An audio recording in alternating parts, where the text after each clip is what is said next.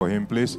You're very welcome, CG, sir. We thank you so very much for coming in person to attend this event. It shows the seriousness you attach to what we are doing here today, and we appreciate your coming. Thank you so very much, sir. Ladies and gentlemen, recall I informed you earlier on that we are going to have a panel of taking Nigeria global, export strategies for MSMEs ready to scale. And I told you, if you look at your program, I hope we all have this, right? We all got this at point of registration. Do we all have this agenda? Awesome. So if you look at panel 3, you will see that the CG Customs is on that panel. He is here seated. You'll see that the Executive Director, Nigerian Export Promotion Council, Mrs. Nonye Ayeni, is on that panel. She's also here seated. If you look, you'll see that Mr. Abba Bello, Managing Director of Nexim Bank, is on that panel. He's also here seated in person, not sending representatives in person. That tells you the value they attach to you and the fact that they want to impart knowledge to you. CG, sir, you're very welcome. Keep your questions, write them down, your concerns, all the, if any, all the wahala you have been facing with custom.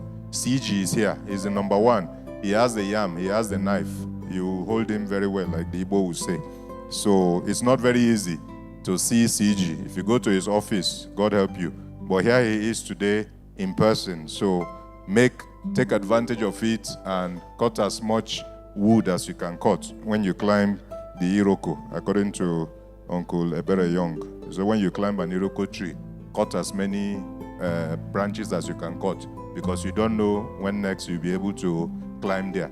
So today that you have seen CG of Custom, MD of Nexim Bank, ED of NEPC, bring your cutlass and cut as many wood as you can cut. Don't cut them all. I didn't say you should use cutlass on them, please. It's a metaphor. So thank you very much. We are getting ready, and we'll just talk to Smeaton and we can get this session going, because we know that these are very busy people and we do not intend to keep them beyond their allotted time to be here. So we'll make arrangements to kickstart this session as soon as possible. Thank you once again and welcome.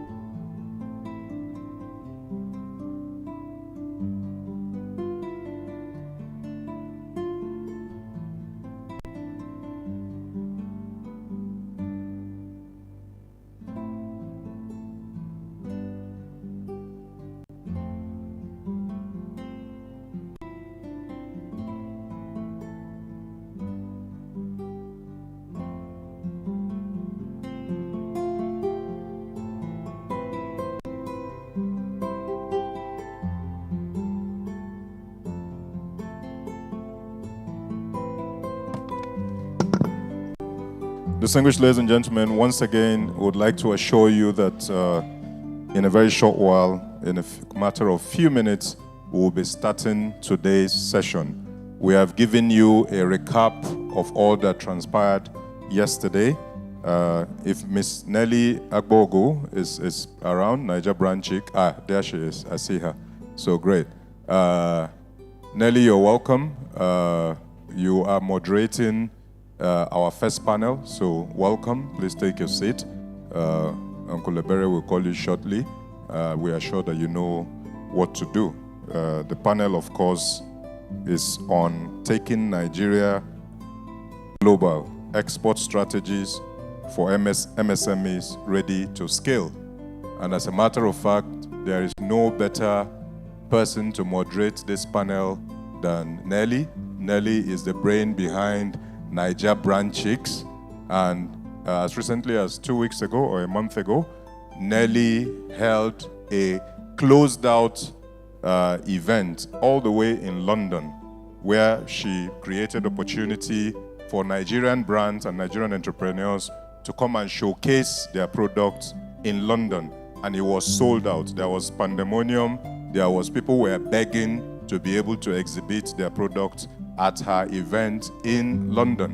People took their products from Nigeria and flew them to London to be able to exhibit at that Nigerian exhibition in London, which was organized by Nelly. Please, let's put our hands together for Nelly Agbogu for being a wonderful ambassador of our good country, Nigeria, and creating that opportunity for Nigerian brands to be able to showcase their products in the UK. I'm told, I've been hearing good news from that event. A lot of brands signed deals with their counterparts in the UK for export, for acquisition of their products here in Nigeria. Thank you very much, Nelly. And of course,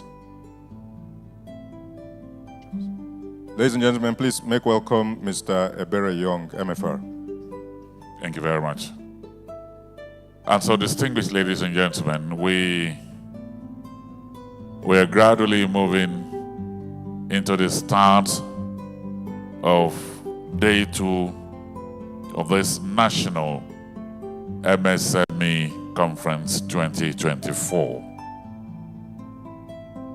Like we said earlier, 2 of the panels that couldn't hold yesterday will move forward today. But our first panel here today will be on the one that will be taking a look at taking Nigeria global, export strategies for MSMEs ready to scale. It's important, and like the mantra of this conference says, you can start small and become big. So without much ado, my colleague Sam has gone to confirm if the other members of the panel are here so that we can kick off and better manage our time.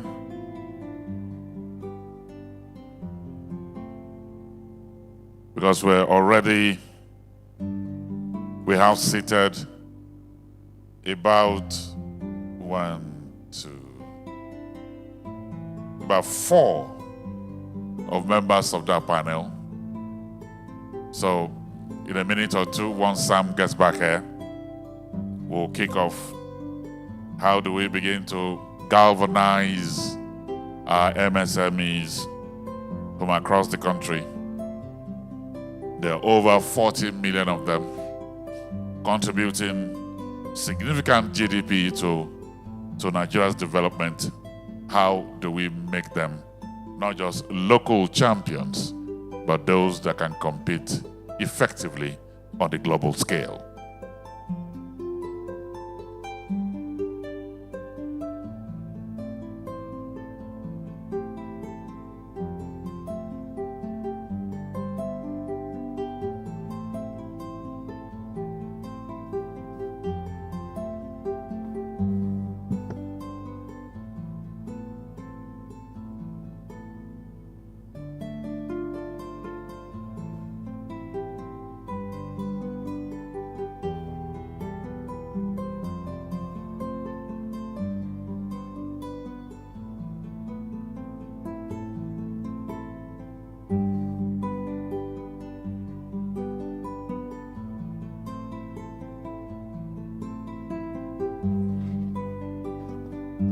As you come in, please take your seats. Let's just settle down. The panel is about to take off. Just find somewhere to sit.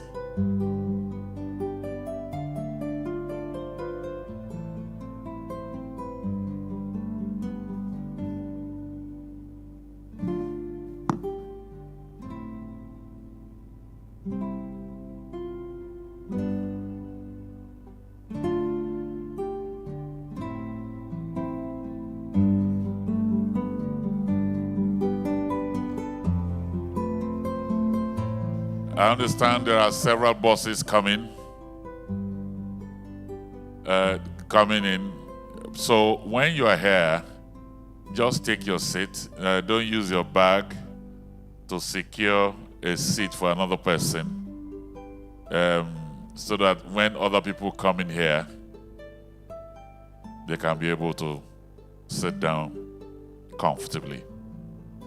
So we welcome you. As you're stepping in, please come in and take your seats. And I understand the rest members of the panel are walking in now so that we can start.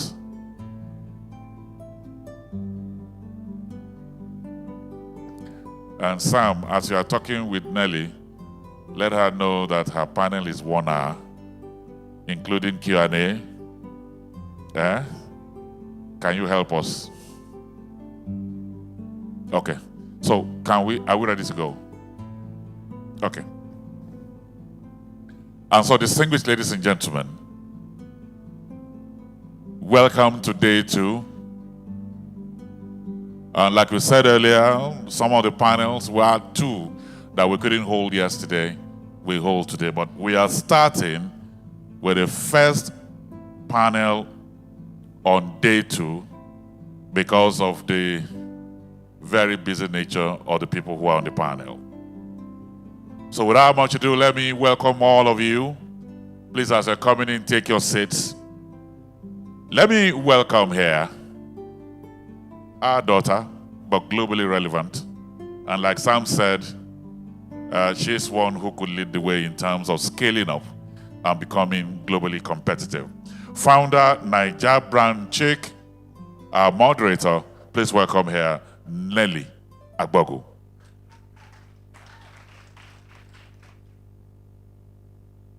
Nelly, the shout means you can go into politics. You're welcome. Sam, help her.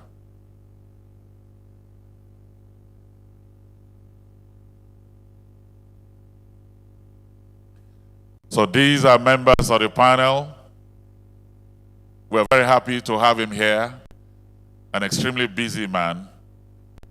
In the first quarter of the year, I understand he has exceeded trillions and trillions of naira, generating revenue for national development.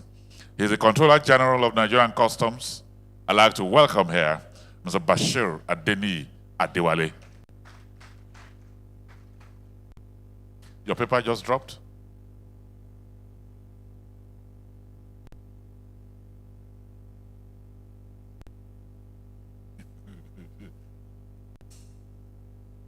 Let me welcome here the man, through his enablement, is helping Nigerian businesses grow. It doesn't matter where you are located in Nigeria.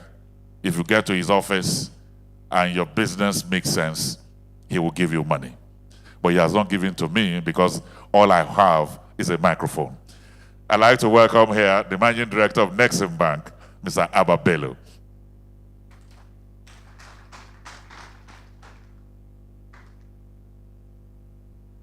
And so when he gives you money, you set up the business, you will export.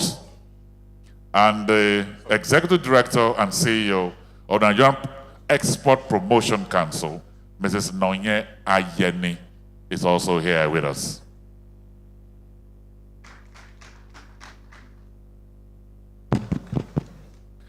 I don't know if the director of the World Intellectual Property Organization, Toby Moody, is in the room.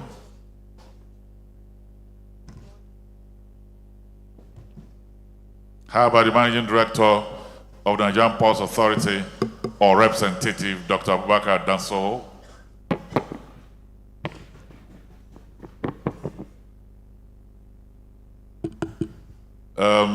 Mr. Olusegun Olutayo, Senior Trade Expert, AFC FTA, is in the room too. Okay, those are the other members in case while the session is going on, they will be joining us. As they're coming in, please let's come in quietly. The session is about to kick off.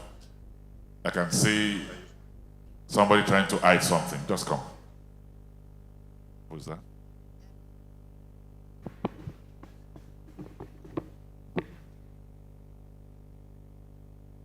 As you come in, please take your seats.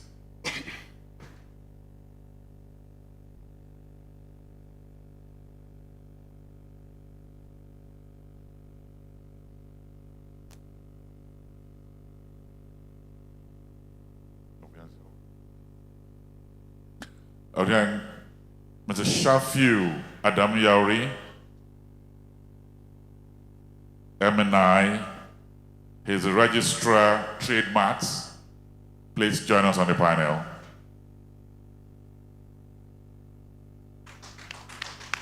Appreciate him, or else your businesses will not have trademarks. Please don't be angry. Another round of applause, please. Thank you very much. Thank you. Can you have him, please?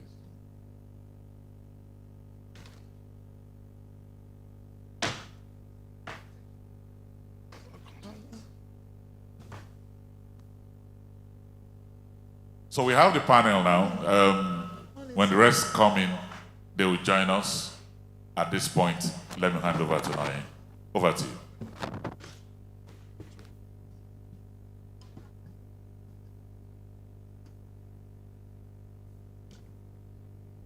Good morning, everyone. I'm excited to moderate this panel because it's very important to we small businesses in Nigeria. One of the things that we plan to do as small businesses is to stop complaining and start working. And that was one of the reasons why we do what we do.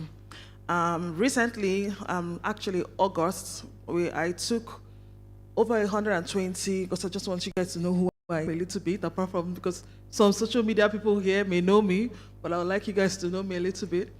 I help small businesses. I do trade fairs, and I help small businesses to grow and scale their businesses. And I've been doing it since 2018.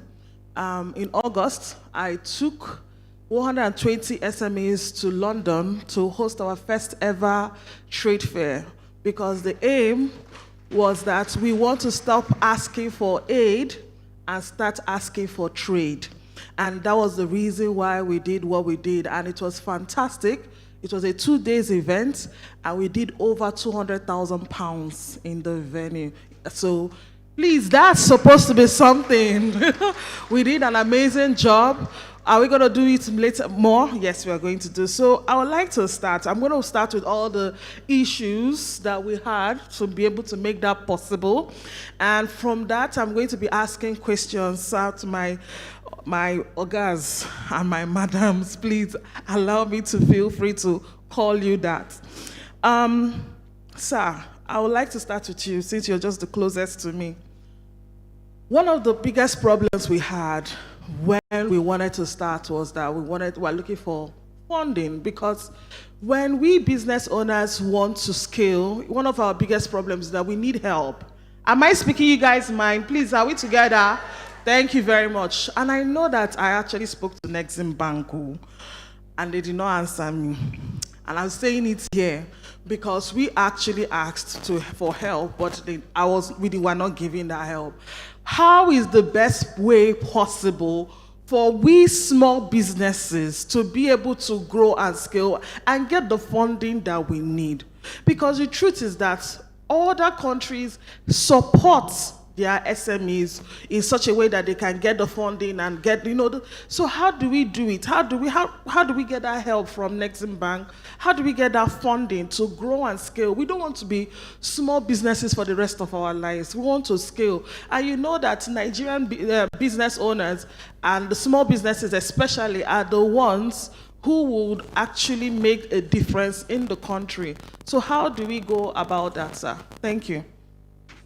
Thank you, Nelly. I expected that question would come because truth is, when you speak to exporters or businesses generally, the first thing they say is their biggest problem is the funding. I think PwC even did a study to find out from small businesses what is their biggest impediment to growth or to even doing their business. And the first thing that they say is finance. 22% said is finance. Well, for me, finance is not the problem. The problem for finance or funding to small businesses is because of risk. Funding follows where risk is mitigated. Funding follows where businesses are profitable. So when you say, I don't know when you came to Nexim because I would have known if you had, but it's not an argument. So take the financial sector as a whole. Total lending because we're speaking about export now, for businesses in export, out of the total loanable funds, is less than 3%. And that is immediately where people notice that there is a problem. If funding is not going to non-oil export, then there is no non-oil export. It is no wonder that it's contributing only 7% of total exports in Nigeria. Now, how do we scale up MSMEs, especially to be able to access capital? The first thing I think is to cooperatize, because the first thing that MSMEs need to do is to organize themselves. One, as a business. Two, to ensure that there are governance structures in them. Second, is to try and build capacity for the businesses that they have chosen to do. With that, we'll start reducing the risk factors. But beyond the SMEs, there are also risks that are associated with export on its own, okay? We've identified there are production challenges, there are capacity challenges, and there are also standardization challenges. Working together with other agencies of government, we have tried to see how we can mitigate those challenges to enable MSMEs to operate smoothly across the country. I assure you that once we mitigate those risks, become more profitable, then funding follows immediately. For Nexim, what we have done, I think from about the 3% that is in lending to export, Nexim probably has like 50% of it. And we give this at very concessionary rates, 9%. Probably we're the only lender in Nigeria that lends money at single-digit rate. Why do we do it? So that we reduce financing costs.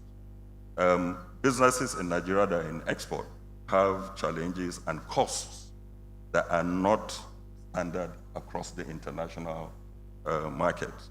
And if we add very high financing costs, then they now become unmarketable in the global markets. So we lend to MSMEs all exporters at 9% per annum. And it is what we do to contribute to see that MSMEs are able to compete well in the international market. Thank you so much, sir. We'll still come back to you. But talking about standardization, so sir, I would like to talk to you, our dear Controller General, sir. We have issues with customs and the regulation of there's always frequent changes in prices How can we grow? If maybe today now, let's just say, for instance, let me use myself as an example. Maybe I want to export corn, and I know what the export prices and all that is today, and I calculate and I tell my buyer, and next minute it has changed. How do we regulate all these things? Because the calculation is too much, sir. How do we, because there's no, if you say it's, that's why people don't have a standard price. Prices keep changing. What can we do about it, sir? All right, thank you, Nelly. And let me also join everybody here to commend the efforts that you have put in, in your own capacity, trying to breathe some life into these small scale industries and giving them a global access. Congratulations. Thank you. And I was wondering if Smedan should not have followed your lead. This kind of panel could have held in London or somewhere so that we know that we are following your good example. Let me also express my sincere gratitude for the opportunity Smedan has provided customs to be part of this conversation. In customs, it was almost a taboo for us to speak about, small-scale industries because, we're dealing with the Dangotes, the Buas, the Mobil of this world, But we are now learning better. We are seeing other climes where this sector contributes about 50% to tax in places like China, 60% to GDP, and 70% to technological innovation.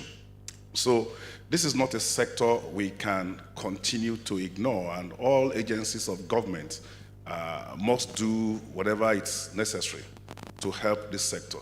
This possibly explains part of the optics we are seeing now. Ordinarily, this kind of event will have held in places like Rovgi Hotel or Chelsea Hotel, but now we are, in the corridors of power, so that when we raise our voices here, it will be easy for them to hear us and hearken to our voice. This is a good development. You spoke to the issue of standards, especially in valuation. It's a very tough issue because it is not just about valuation. When we operate in an environment where the currency is facing this kind of challenge, then it cuts across. The implication cuts across. So it's not just in the valuation of what you need to address your issue. It's also affecting the duty payment. It's affecting virtually everything that is dependent on imports and exports. And this is where the real conversation is. We hope that with the boost that we are trying to provide to the export sector, we'll be able to manufacture enough that would bring in Forex so that our currency would, get away from the current pressure that is being exerted on it by the almighty dollars and, all the other currencies of this world. But in specific terms, let me explain that there are some things that do not change. One of it is the rate of duty that you pay on imported things. So when you import in, the rate is already set, either for a year or for the 5-year period that is provided for under the customs and excise tariff regime. Possibly your freight will not change. How much you transport this from one port to the other may also not change. The insurance may not change. The drivers of the change is mainly the exchange rates. And that this goes, beyond what customs alone can do. It's something that cuts across. I give you one example, a very practical example. My sister imported something by courier via DHL, and when it came, my people in DHL know that they would not bring such matters to me because they know where I stand when it comes to government revenue. So they gave 120,000 naira duty. And then there was the complaint, this is just about 2 kg. Why should I pay? My brother is the Controller General of Customs. So that argument went back and forth for about 1 week. And I explained to her, I said, look, I'd rather give you this money, you go and pay it, than for me to bend that rule. She said, okay. So we made money available. Lo and behold, she went there 2 days after I gave her the money, and then they said, sorry, the exchange rate that we used to calculate it has changed. It's now, something close to 187,000. And she came back to me. I said, well, the rich also cry. We should have done it at that time because I know about the volatility of the exchange rate. One thing Customs has done to address this is the advance ruling. The advance ruling helps you to get some kind of decisions, especially tariff decisions that are binding.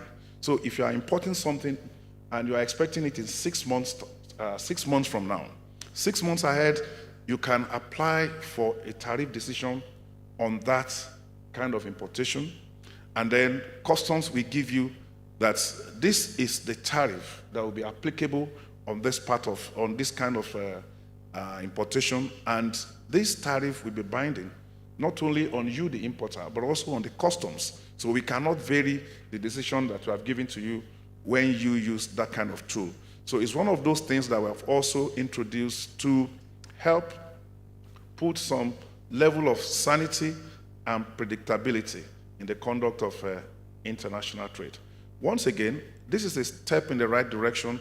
The more we have this kind of conversations between ourselves, the more we'll be able to get over simple problems that can constitute bigger issues later in the future. Thank you. Thank you so much, sir. From what I'm understanding, we SMEs, we need to plan better so that we can be able to get things done properly. Ma, I came to when I wanted to host a fair in London, I came to you. It's as if I came to almost everybody. But one thing I said to myself is that I think that I needed to prove myself first with the SMEs for us to come back again, because I know that 2025 people will follow us and go everywhere. So, well, let me start with this, Ma. How can you help us to scale globally, especially with the trade fairs? Really, because we just want to be able to showcase our products.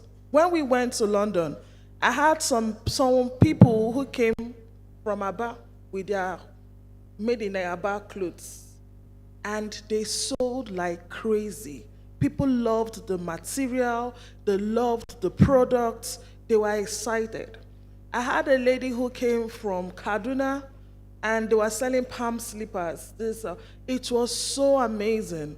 But the biggest problem we had was that we took in a lot of cost on our own because we wanted to prove ourselves.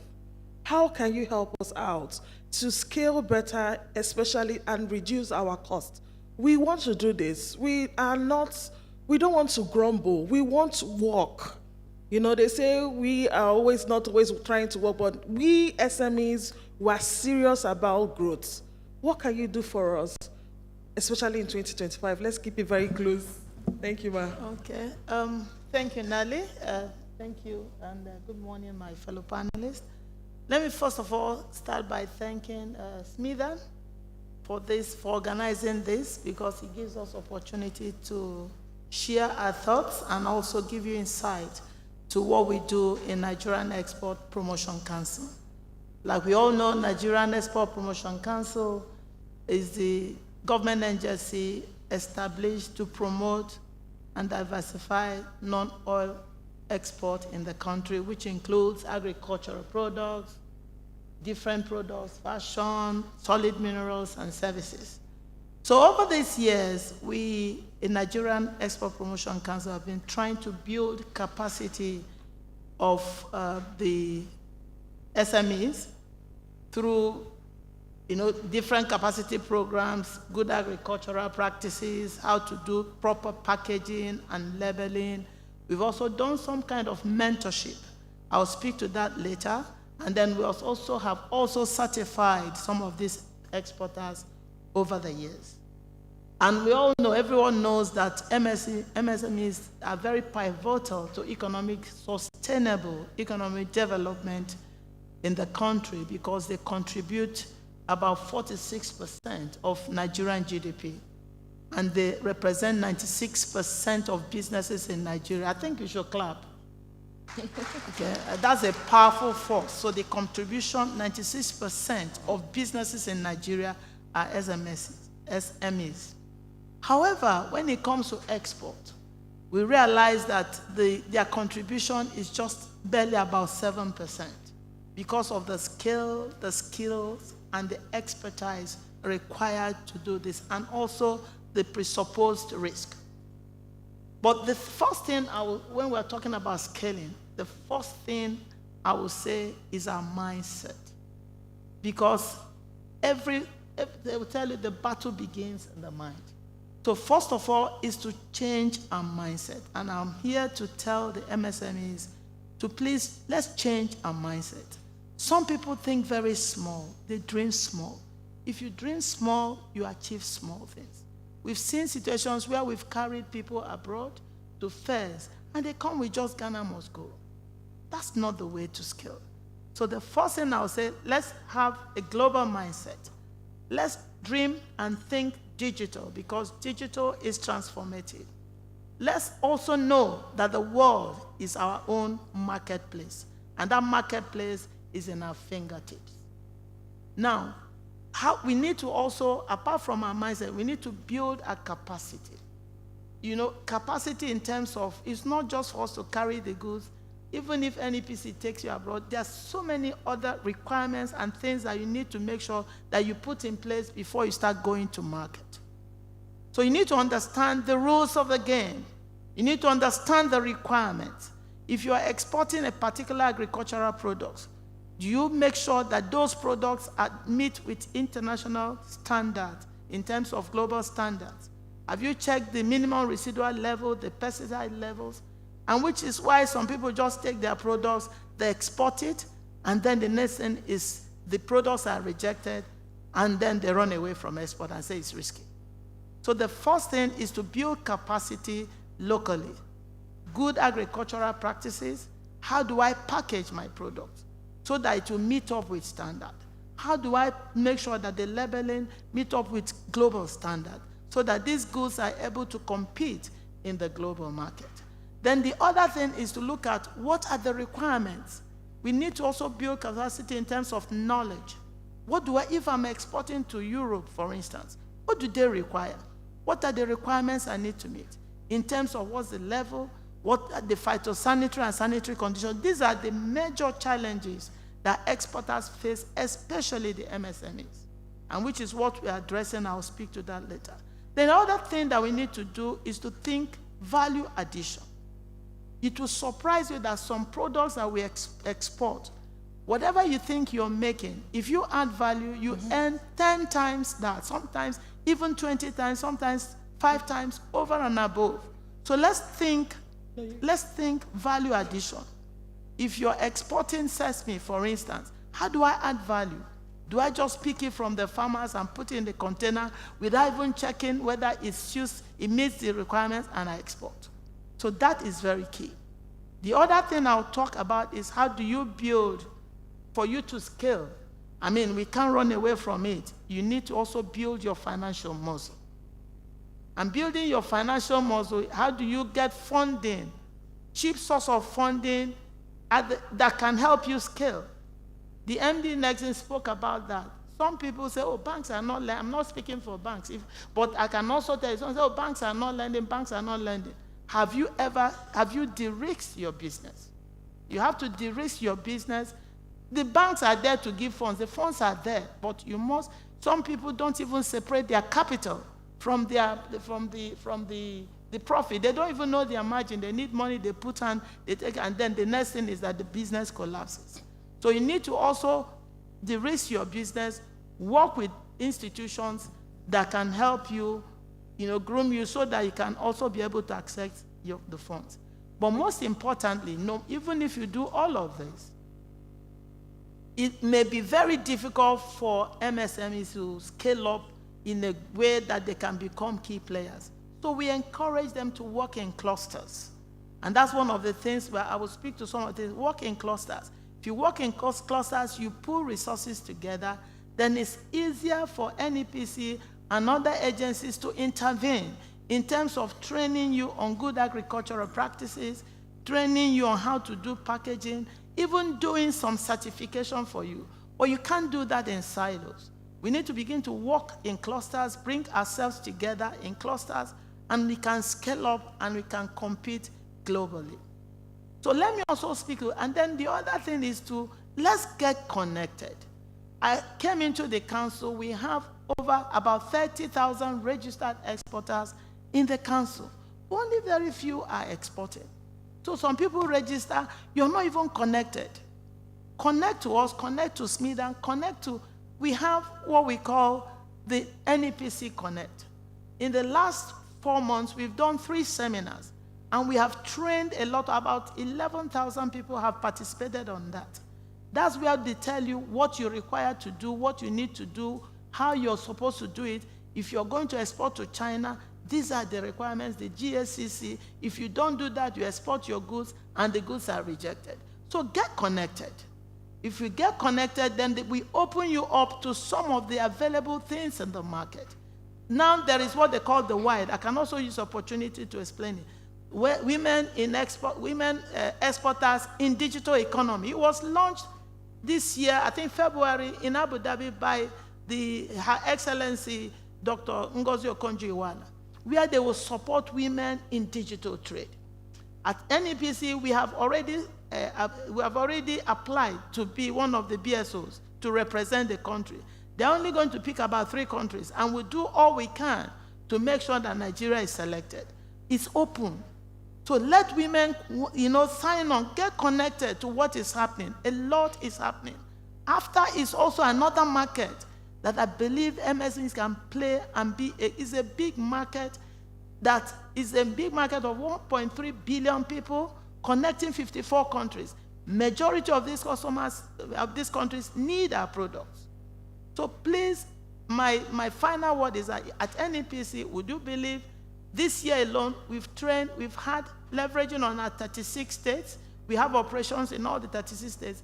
We've had about 120 programs on good, from just the first half of the year. And we've attended to about 15,000 people. And then this is different from the NEPC Connect. So let's get information. Let's get the data. Let's acquire our skills so that we can scale up. Then we have what we call the mentorship program. Last year, 15 people benefited. This year, the program is already running. We have about 30 people. We are connecting them to large exporters to teach them the rudiments of export. When you apply, some people don't come. So we are opening up. We are doing about 400 certification free of charge this year. I'm using this opportunity to open it up. Come, we certify you, because you can't export some products if you're not certified. So, and then finally speaking to, because you have to start from farm gate to market. It's not just about market. Many people say, oh, I have this to sell, I have this, can you create market for us? The market is there. But what is important is consistency. And are you meeting the quality and standard? If you don't meet, the market is there. We go for trade fairs and we see people looking for Nigerian products. But the quality is not there, they won't take it. And then again, consistency. Are you able to deliver those same products to them on a regular and consistent basis? Not that you just give one container, you run away. Most of them won't want. So for you to be able to scale, we must scale up production. And that is why this year, in fact, next week, we are going to the north to distribute seedlings to about 500 farmers. We've done in the southwest last 2-3 weeks. We've done in the southeast 3 weeks. So there has to be a lot to be done. So basically, what I will round up by saying is that, please, let's get connected to what Smithan is doing to open you up to what the opportunities that are there. Let's not be watchers. Let's not be bystanders. Get connected to a Nigerian Export Promotion Council. Get connected to NEPC. Get connected to Nexim. See what is happening. Don't stand aside. There's a lot we can all work together and achieve, and we can scale up. Thank you very much. Thank you. So, All right. Thank you very much, moderator.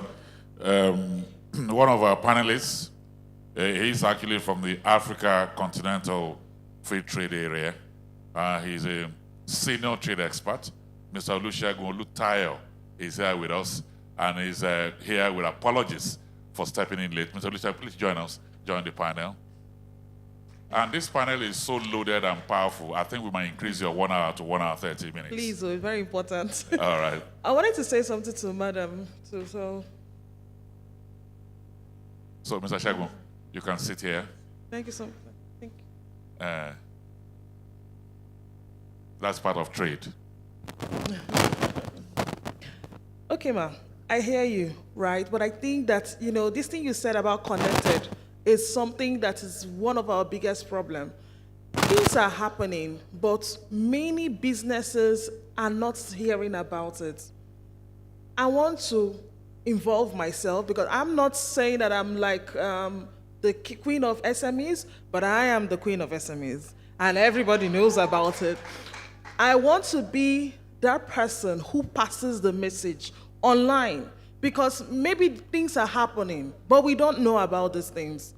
So I would like, if anything is coming up or any event, education, standardization, all the things you're saying that we're hearing, if there's anything that's coming up, can I have I want to be able to help and share it to over 500,000 followers across all social media that I have, that they can be able to take part of this. Because they are looking every single time. I know that many people came here because of I mentioned that the Smedan is doing something. Many people don't know.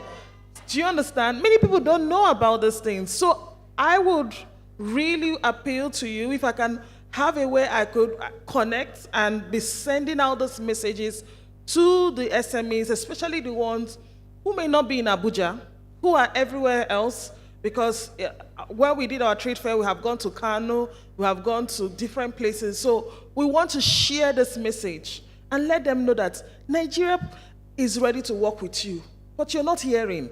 Because imagine you put up application and nobody is applying for it. That's not supposed to happen. So if you could give me the honor, I will be happy to pass on this message. Maybe not to the people who are here, but to people who are online. And the word will continue to go out, and I will be very glad to do that. At no cost, please. Nothing. Consider it done. Thank you so much, We can connect after this. Yes, ma'am. Thank you. Okay, sir. Talking about connecting to the global market, sir. One of the things that we did when we wanted to host a fair in London was to make sure we educate. We even worked on people's branding. We helped them out, everything that she had said. But we did some trademarks for our businesses, right? In doing that, some of the people who did their trademark in Nigeria, on getting to London, they realized that the name has been taken somewhere else, in another country. How do we marry when we trademark in Nigeria? How do we marry it when it is also going to be that we need to compete globally, that our name, we don't need to change our name when we want to go global? What can we do about that? Thank you, sir. Thank you very much. Now we are going down to the rules. It is important to know that intellectual property rights are first and foremost creative rights, which means that they confer on the owner exclusive right. But for you to get that right, you have to protect it. And in order to protect it, you must segment the particular intellectual property asset that you have and which you seek protection. And there are many. If you are in the creative sector and depending on the field of business that you carry out, you will know that this is a sign or symbol that you want to protect, a logo, which goes to trademarks. If you have an innovative idea which leads to functionality, you know that this goes to patent for inventions. And if you are a writer or a film producer or an artist, a photographer, you know you are talking about copyright. Now, these various segmentations all have their own rules. For creative works like in logos and brand names and trademarks, you need to make sure that your work is distinctive, it is originally yours. In fact, in Section 18 of the Trademarks Act, it specifically provides that any person who claims to be the owner of a trademark used or proposed to be used by him should apply in a prescribed manner to the registrar for registration. Now, you must claim ownership. You don't just go to the market and see somebody's brand and decide to adopt and start using. No, you must create it, and that is why it is intellectual. It is yours. It's coming from your creative work, from your intellect, and it is protected by the office. And there are various steps for registration, which is the first step. In terms of trademark, you approach the registry, you conduct search. If it is free, you submit application, it is examined, it is accepted, it is published in the trademarks journal, and if there is no opposition, you are granted certificate of registration. In the case of copyright, the moment you fix the work, automatically it becomes yours. In the case of Nigeria, we have a notification system where you take it to the Copyright Commission and you notify, and they issue you with a certificate of registration for that particular work. In the case of patent, it must be original, being that it must be new, it must involve inventive activity, it must be capable of industrial application, and once it satisfies these criteria, it will be protected as a patent. Now, once you have the registration, you know, the registration grants you legal recognition. It grants you exclusive right. It creates a niche in the market. What does this do? It gives you a kind of ground in a very competitive market, because you are now operating as an owner of a particular brand that is recognizable by law and which is free to compete with other goods in the market. However, registration going global starts with protection in your own country. So you must protect your brand or trademarks in Nigeria. Then you must also try to seek other system of registration that exists. In Africa, before going to the system in Africa, we have under the Paris Convention for the Protection of Industrial Property of 1883, which provides that members of the Paris Convention should recognize registration from a member country. So Nigeria, being a member of the Paris Convention, recognizes applications of registration from other Paris Convention member countries, as well as other countries also do recognize reciprocally our registrations. So if you want to take advantage of such Paris Convention norms, you need to notify the Paris Convention member within 6 months and latest 12 months of your registration in Nigeria. Number two, under the African Intellectual Property Organization, ARIPO, we have a regional system of protection whereby countries that are members of that convention come together to recognize the registration of each member countries under the system through a single registration. Then above that also we have, under the World Intellectual Property Organization, a system of international registration of marks or brands called the Madrid system or the Madrid protocol. If you are registered in that system, once you indicate protection in the number of countries that you want recognition of your trademark, you get automatic recognition in those countries. Otherwise, if you are not in that system, the country is not in that system, then you need to protect in each of those countries, because intellectual property by nature is territorial. You get protection where you seek to have your brand or your mark or your intellectual property protected in those countries. So these are the two systems. You can seek individually in those countries, or you can seek to go through under those other arrangements and systems to get protection at a global level. So it's always very important for applicants to know, number one, you need to protect in the country, which is Nigeria, and you need to seek protection in the other countries where you want your brand protected. Otherwise, once you are protected in Nigeria, you are only protected in the territory of Nigeria. Thank you very much. Thank you so much, sir. So one of our panelists is here, the director for WIPO, Mr. Oluwatobi Boba. I hope I pronounced it well. Modi, yes, sir. Please, thank you so much. Come and join us.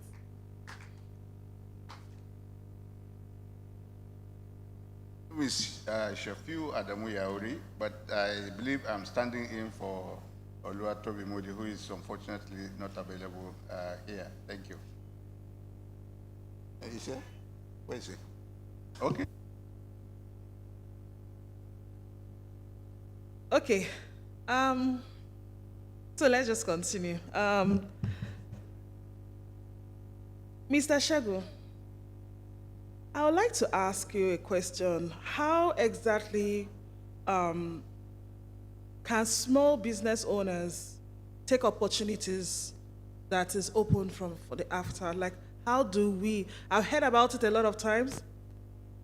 I know there's something good for us, but we are not so sure how it works and how we can take advantage of it. And I would also mention that we are also going to host a fair in the US next year, in June, July. How do we, like in the most simplest term, how do we take advantage of after? Thank you very much. Thank you very much. First and foremost, my name is Olusegun, not Segun. I'm so sorry. Thank I will you. learn. You know, where I grew up, name is very, very crucial. The way they call you is the way you must pronounce it. That's fine. I think I want to start on the note of essentially tendering unreserved apology for coming late. Nothing is deliberate. It's a duty call. Just last night, we got a call from the Minister of Finance that the leadership of the coordination, the Nigerian AFCFTA coordination office, must be at his office at 9 a.m. because we need to resolve a very critical issue that has to do with our people taking the full advantage of AFCFTA. And the good news is, of course, I can share it, we have a direction now, and the Honorable Minister has graciously ready and committed to go that route. Thank you. If you need to clap, thank you very much. Secondly, is also to bring greetings from my principal, Mr. Olusegun Awolowo, who also sent his warm regard to the entire distinguished panel and, of course, every single present here. Thirdly, I grew up in an environment where appreciation is very crucial. And I'm going to start with my dear Egbon, the CG of Custom. Sir, I've always been saying it in your presence and even in absentia. Your humility is something that some of us are looking at and we are inspired by it. We salute you, sir. We salute you. And of course, my dear brother from Nexim, Egbon Abba, we appreciate you. My sister from NAPC, thank you for all what you are doing. The Registrar of Trademark and my brother that just came from WIPO. We salute all of you. Now, to your question, let me put it this way. I'm going to flip it from the point of a question, which I believe you all agree with me when that question comes out. Can anybody here today disagree with this statement I want to make? Africa is an import-dependent continent. Yes or no? That is a chorus yes. That is a call for action. That is telling all of us if there's any time to turn things around, it is now. And the only instrument we have, the only part to make that happen, it is African Continental Free Trade Area that is called AFCFTA. Why? It is so easy when you are trying to say you are trading into the economy of Europeans or the North America. What are you looking for? You are looking for that same currency, export honey, to your pocket and then to the country. In my local language, I grew up with my grandfather, so they taught me with proverbs. They say what you are looking for in Sokoto is actually in your Sokoto. If you can trade into Kenya, that same thing you are looking for in London, in any of the European countries, you will get it. That is what AFCFTA presents to all of us. And I'm glad to announce to you, AFCFTA, under the wisdom of His Excellency Wamkele Mene, and of course the trade expert across the continent, we said, look, we need to start doing something. With all due respect, I was also part behind the scene of this initiative. We call it Guided Trade Initiative. What does that mean? It is to kickstart trading under the AFCFTA. As I speak with you, 10 Nigerian companies, they are on their way. Some have actually commenced, and some about to commence. And this is why, if you are an SME, this is an advantage for you to take. Within these 10 companies, SMEs within these 10, they are actually 7 in number. Now, women are there, youth are there. They are already going for their shipment. Now, let me give you this, a practical sense of the opportunity within the AFCFTA. Now, there's what we call multilateral trade. Now, multilateral trade means you are trading outside your shore into the other continent. Now, within the context of multilateral trade, the tariff that will be collected from you is called MFN. Now, the percentage you are going to pay in some countries is 20%, 50%. But what is the advantage of AFCFTA? AFCFTA is saying, no, you are not going to pay that exact 20%. You are going to pay reduced tariff. Now, we did a calculation of one of these businesses that are ready to trade under the AFCFTA with the GTI launch. Now, my background in mathematics comes to 4. I said, if you trade normally within the MFM rate, what do you pay? They said, I pay this. Now, you are going to trade under the AFCFTA. We engage the Secretariat. And of course, within the provision of the agreement, we are able to calculate that reduced tariff. It runs into several millions. It was like, wow. So this is what I'm saving under what? The AFCFTA. Advantage number 2. Advantage number 3. When you look at AFCFTA, it has an adopted 8 protocols. 8 protocols. Now, these 8 protocols, they are embedded with massive opportunity. Is it the trade in goods? Is it the trade in services? Is it the competition? Is it the investment? Is it the intellectual property right? Is it the youth and women protocol? By sheer grace of opportunity and with all sense of humility, I am partly the drafter of some of these protocols. So it was easier for some of us to quickly identify all these opportunities within this protocol. So to every single SMEs that are here or businesses that are here, I call on you, take advantage of AFCFTA.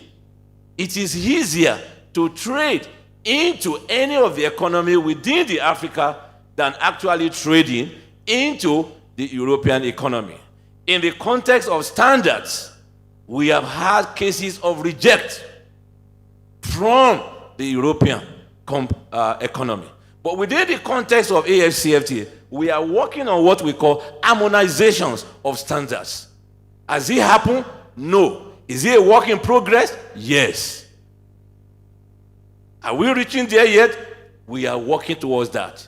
So that at the end of the day, once you got a certification from any of the countries within the continent, you are easy to go into the other continent of economy within the AFCFTA. Furthermore, it is also to let us know that if you are an SME here, and then one of the challenges that I used to hear from the SMEs is access to finance. Access to finance. No, I cannot disagree otherwise. But here is the good news. The Nigerian AFCFTA Coordination Office, under the leadership of my principal, we have presented a memo before Mr. President, President Bola Ahmed Tinubu, GCFR, and he has graciously approved this memo. What is it all about? We call it AFCFTA Readiness Fund. I repeat, AFCFTA Readiness Fund. I think we should clap for Mr. President. Now, this fund, it is totally and practically for businesses, whatever is your category, to take advantage of AFCFTA market. Furthermore, advantage. As I speak with you, based on my expertise within the context of international trade, we have designed a model to more or less say, if you have X and Y product within the schedule of tariff concessions that was submitted, where is the market for this product?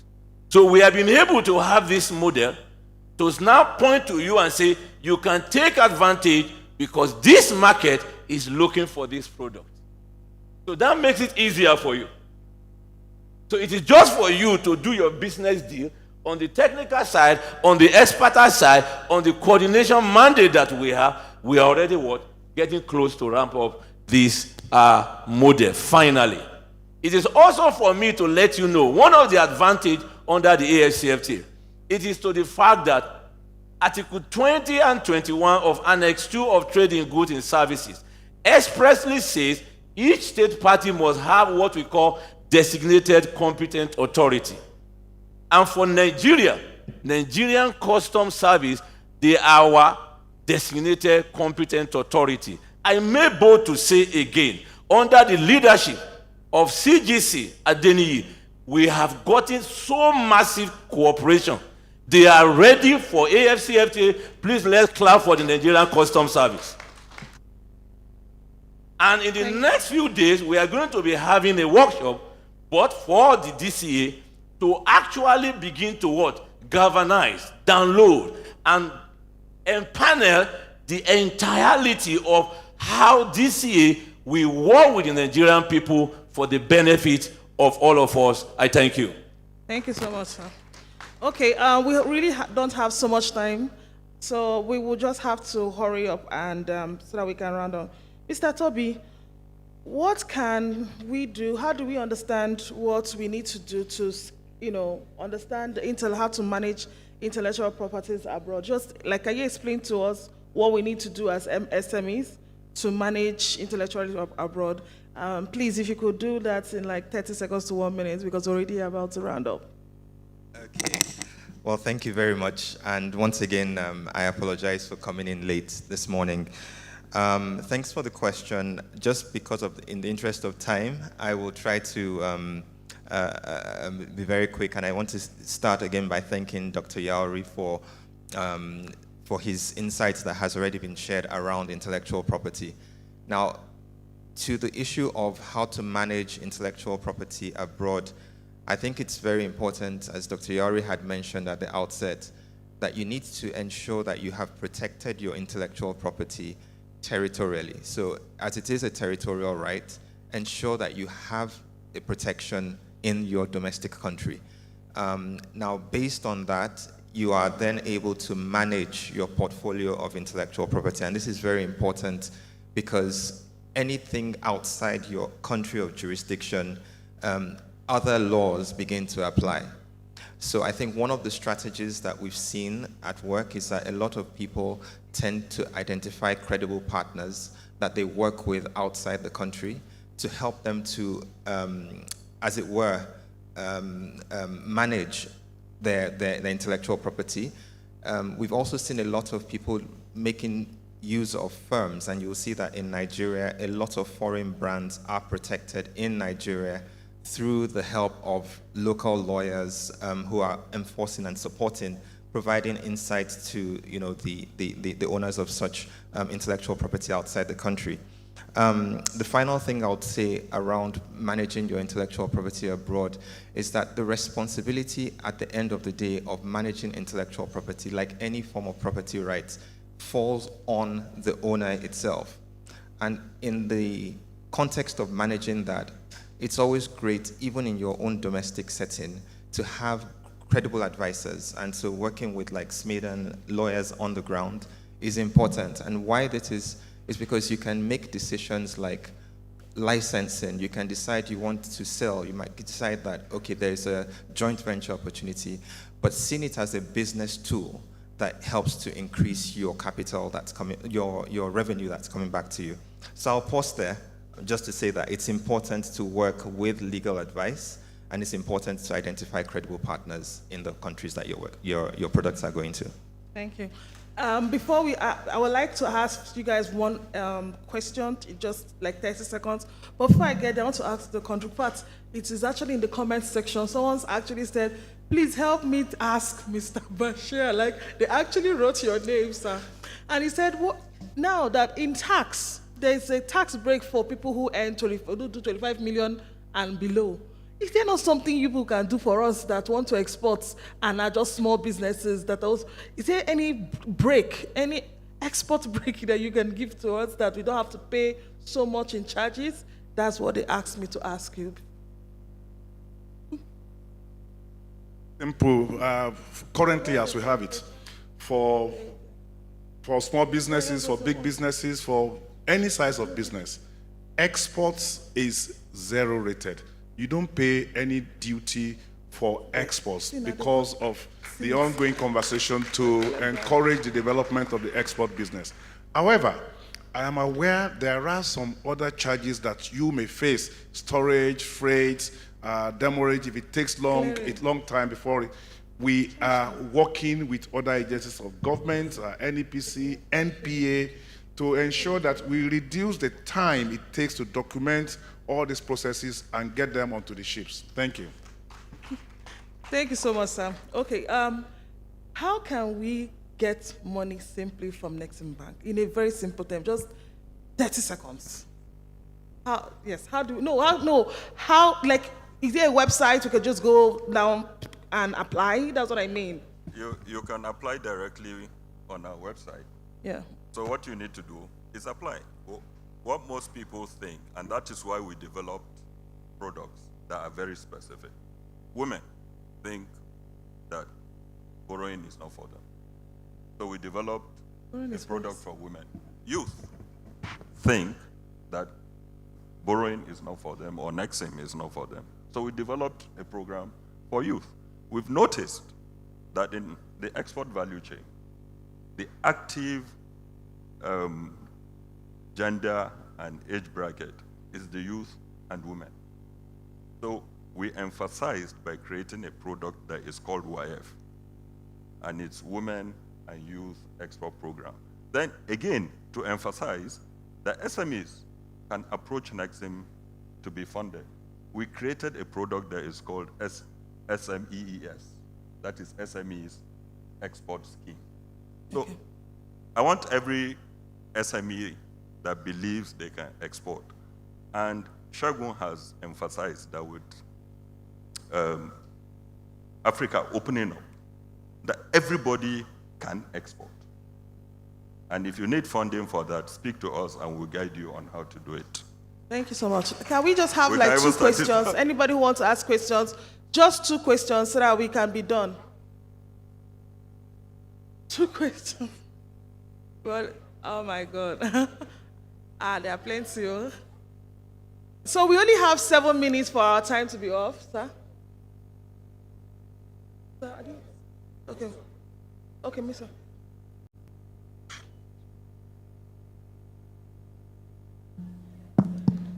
Distinguished ladies and gentlemen, the Honorable Minister for Women Affairs and Social Development, Barrister Uju Kennedy Ohaneye, has a question for the panel. Honorable Minister, ma'am. Thank you very much. Thank you, everyone. I greet you all.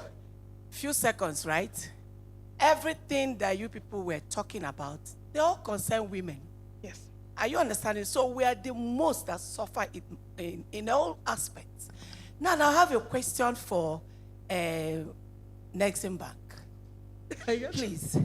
Oga, number one, you have an idea that women are complaining that, no, sorry, let me start with the custom man. My brother. No. Sir, I want to start with you. Don't run away from me, I beg. My women are suffering when the yams they're eating in London, in the US, they're all Nigerian yams. But because of bottlenecks everywhere, which we notice it's not supposed to take time to settle. Because if it takes you people time to settle, tell women affairs. We take women, we come out and we go and settle it. I'm telling you the truth. But I know it will not take my brother time to settle. Are you understanding me? Because they frustrate these women over 10 places, duplicating what they pay. By the time they finish all these things, the yams are spoiled. So that makes them take it quickly to Ghana. And Ghana is taking the credit outside the country, making the dollars that we would have made. I wanted to bring this matter up at the FEC because Smith has equally come to me. We've discussed it. But now we have the Oga Pata here. We want a data because telling us that you are looking at it, you and some other people are working on it. What are those things you are doing? Because we need the action quickly. Thank you so much, sir. Thank you very much. Ladies and gentlemen, an action minister. Women, did she speak your mind? Did the Honorable Minister speak your mind? Aha. CG, sir, we have another question from Mr. Elifoye Johnson Olusegun for the Comptroller General of Customs. His company is Alabaru Global Services. He says, CG, sir, what is the Nigerian Customs Service doing about delay in NXP? I'm sure you know what that is, sir. In NXP for export. Can we have customs officers deployed to banks across Nigeria? Why do you want customs officers in banks? Okay, thank you. So CG understood that. We have a chance for just 2 more questions. Okay, madam, you've been very energetic. 1 woman, 1 man. So chance for 1 more man now. Good afternoon. I think it's afternoon. Good morning, everybody. I start on existing protocol. My name is Kafilat Abimbola Ayeni, and I'm an SME. And I have different questions for almost all the panelists. Sorry, I'll be very fast. I'll start with Nexim, sir. Sorry, the customs, sir. Why charge in dollar when we want to grow naira? Thank you, sir.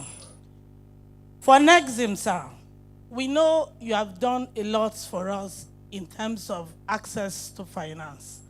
But small businesses usually don't get full container load of exports. Majority of us have opportunity to have Exports Lagos. And I want to know if the package you have for SMEs is allowed to submit just purchase order, and you have all your evidence and you do your documentation to confirm that the order is right, if we can access funds with that. To NEPC, ma'am, NEPC has been something I take as a backbone over the years. But ma'am, my concern is, Madam Nelly asked a specific question. It was, how are you going to help us move our goods out of this country easily in terms of exhibition? without us paying so much of money. It's a concern for us because some of us want to see go for Morocco 2024, and we want to see our product there. How do you help us? Thank you very much. Last but not the least, after. I am aware that there's a lab in Ogun State for standardization. Where have we gotten?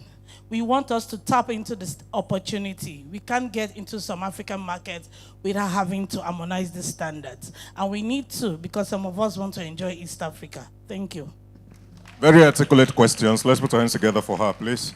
And again, CG, that's why you came, sir. And you are very approachable, you are very accessible. We are glad to have you. And we know that you will solve all their problems today. CG, all the questions here are for you.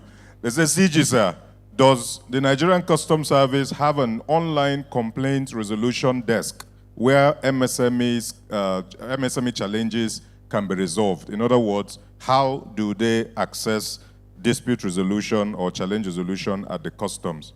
The rest was quite a story. Again, CG, sir, why does the Nigerian Customs Service still charge duty on re-export for rejected products that were brought back to Nigeria? For them to re-export it, you still charge another duty after the first duty that you charged. Okay, so Nelly, we'll take answers to these questions and we proceed. Thank you. So, sir, let's start with you. Yes. Well, thank you very much. From the harvest of questions, it's obvious that we really have people that are, willing to be part of this process and understand what it takes for us to grow not just the export markets, but also develop the sector, the small-scale enterprises structure. The last question, I'd like to start with the last question. Charging duty on re-export is not very clear to me, and whoever poses the question, I would make myself available. Myself and my team will be available to you. So please just find an effective ambush strategy to locate us as soon as we listen so that I can get more from your question. We will never charge dollar to grow naira. I don't, that's not in any of our mandates. We might use, because most of our businesses are dollar denominated, we might use it to calculate some charges, but we don't charge it. We don't ask you to pay dollar on anything. And if you have been asked to pay dollar for any service, for any charge in Nigeria, please let us know. That's what was read.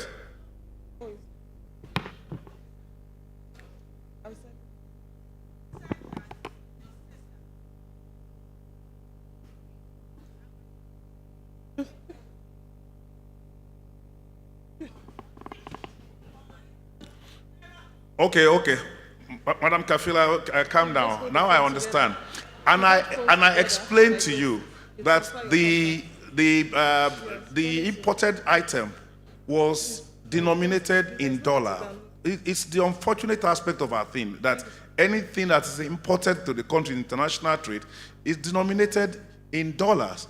What was charged was naira. So they only use the equivalent to get the tax rate. That's it. I think we are saying the same. We are saying the same thing. Online resolution.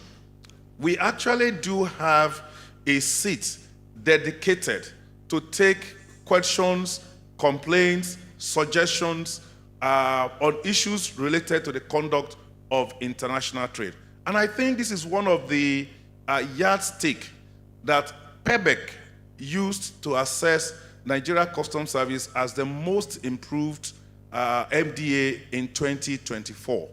We used to be somewhere down the line, number 36 or number 37, but in the course of 2024, we are now number one at 100% because of our ability to listen to your complaints and participate in sessions like this and use them as learning curves.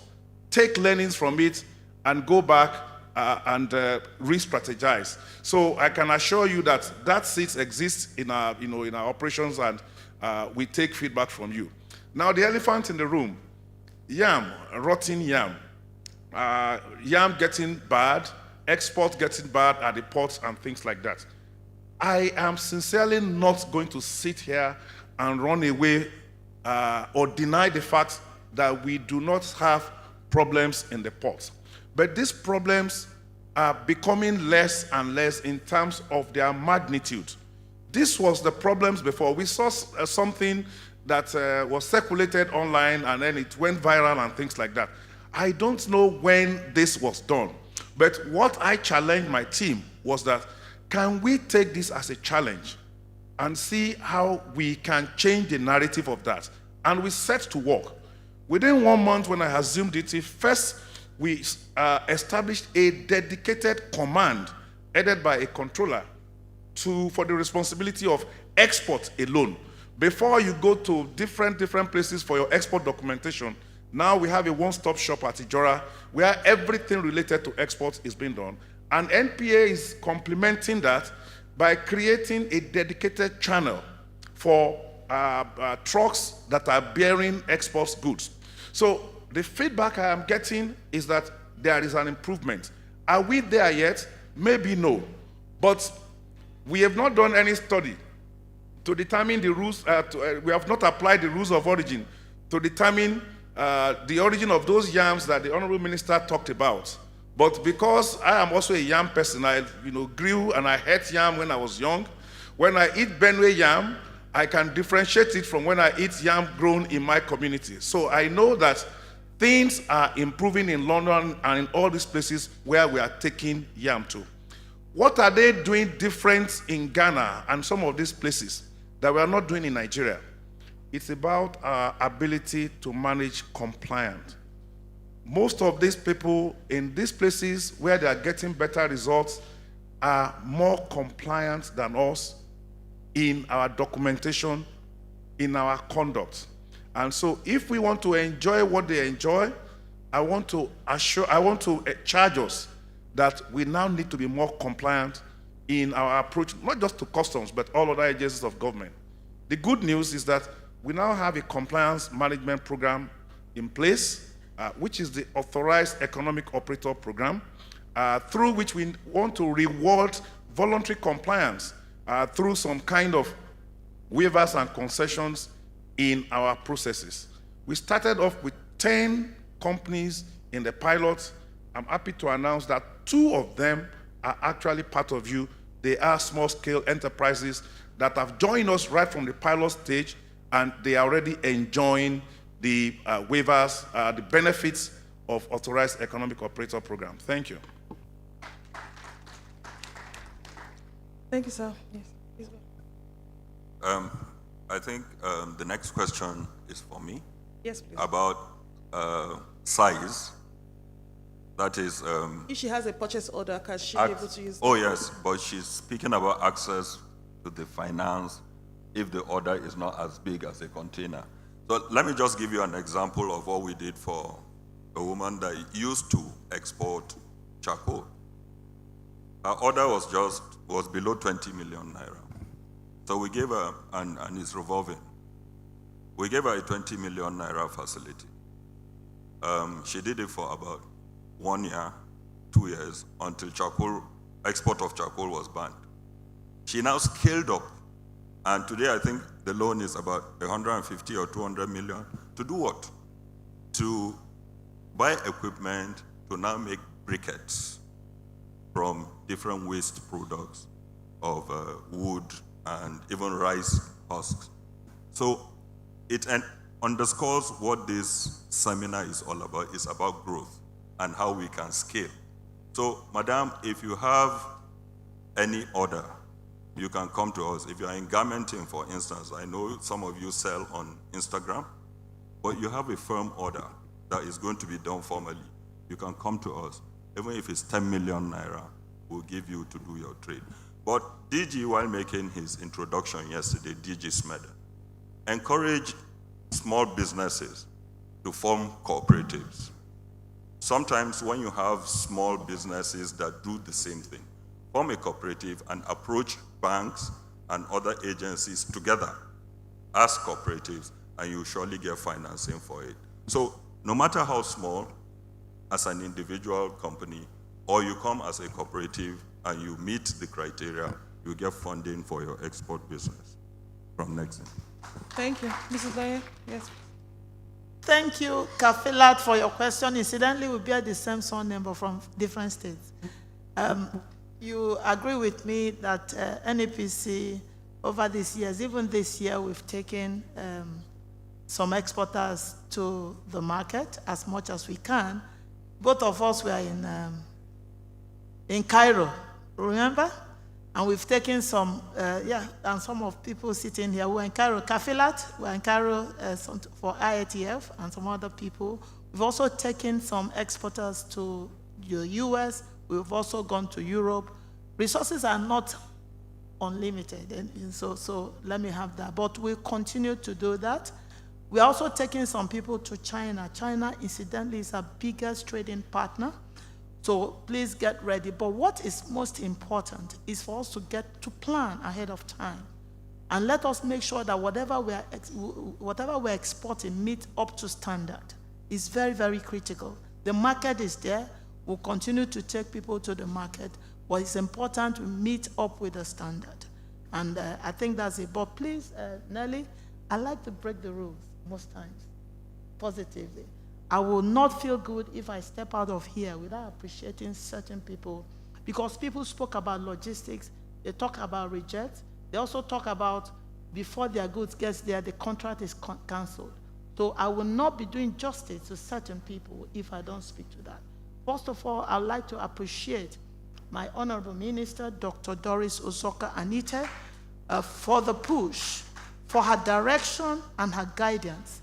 And the second person, there are so many people to appreciate, is the man sitting beside me, the DJ Coffee. Let me say this. Maybe I like what you said, that we're doing so many things and people are not aware. We spoke about that even in the council. So we're taking note and we're addressing it. We found out that people, exporters, their cost is increased when they move their goods from, let's say you're coming from Kano, you move your goods to the port. It takes like 3 weeks, 4 weeks.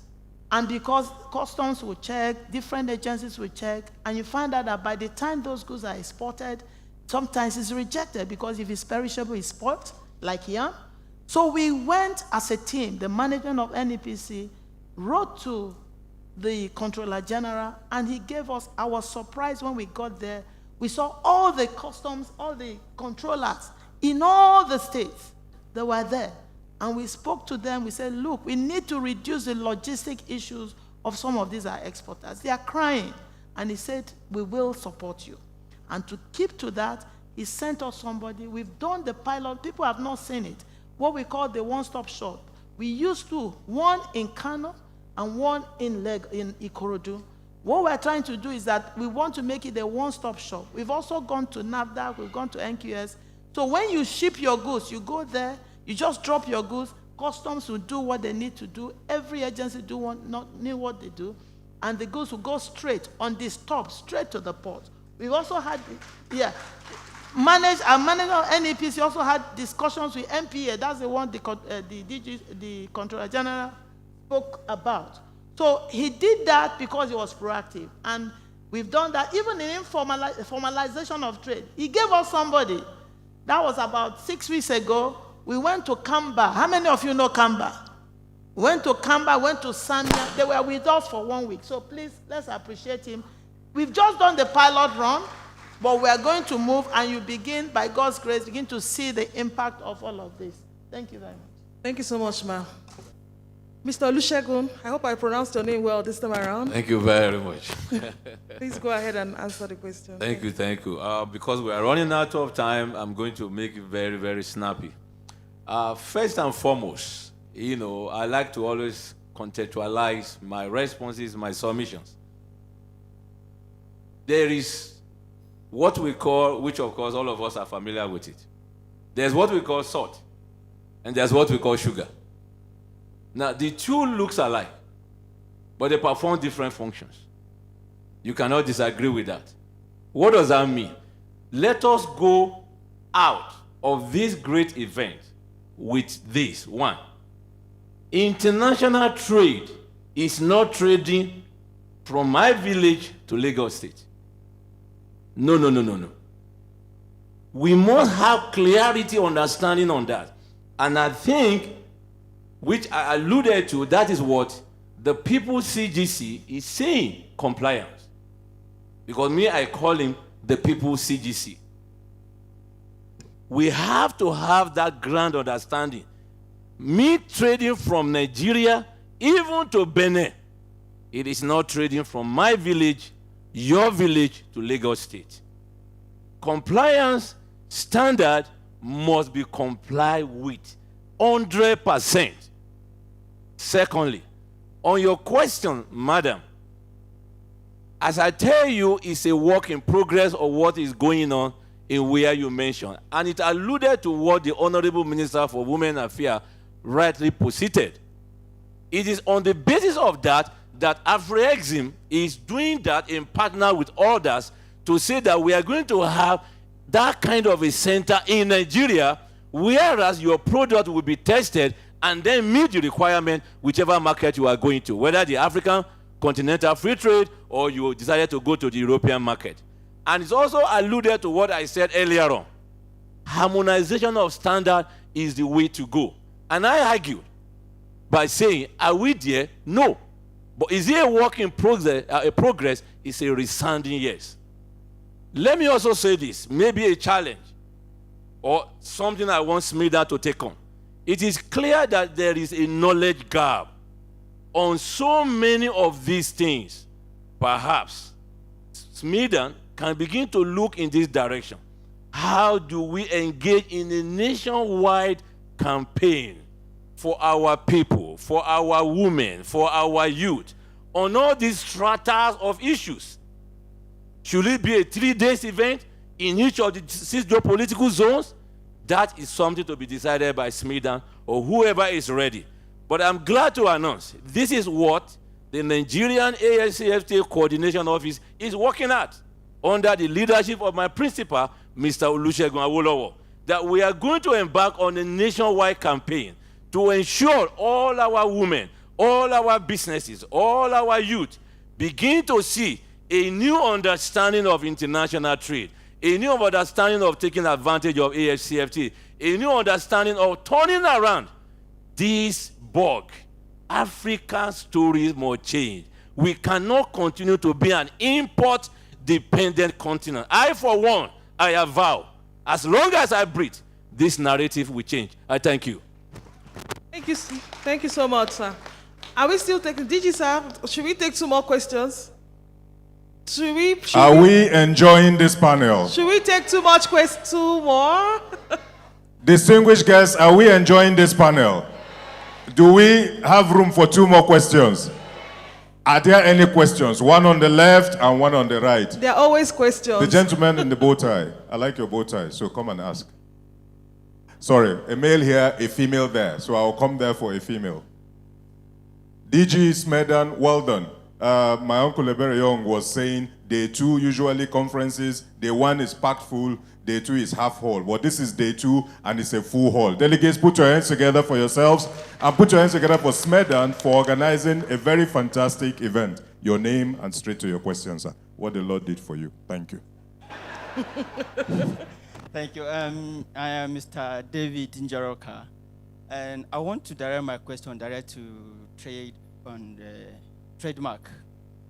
In Abuja here, I don't know of other states, everybody in the Ministry of Trademark is an agent. When you go there to register your trademark, they will not allow you to pay direct to the One Federation account. They will collect the money from you. They will go and pay it and bring the receipt. You're looking at less than 20,000 naira, and they will collect 60,000 naira from you. Some will collect 40,000 naira. So what are they doing to us, for us, so that we can be paying directly to the Federation account without giving the agent? Fantastic question. Fantastic question.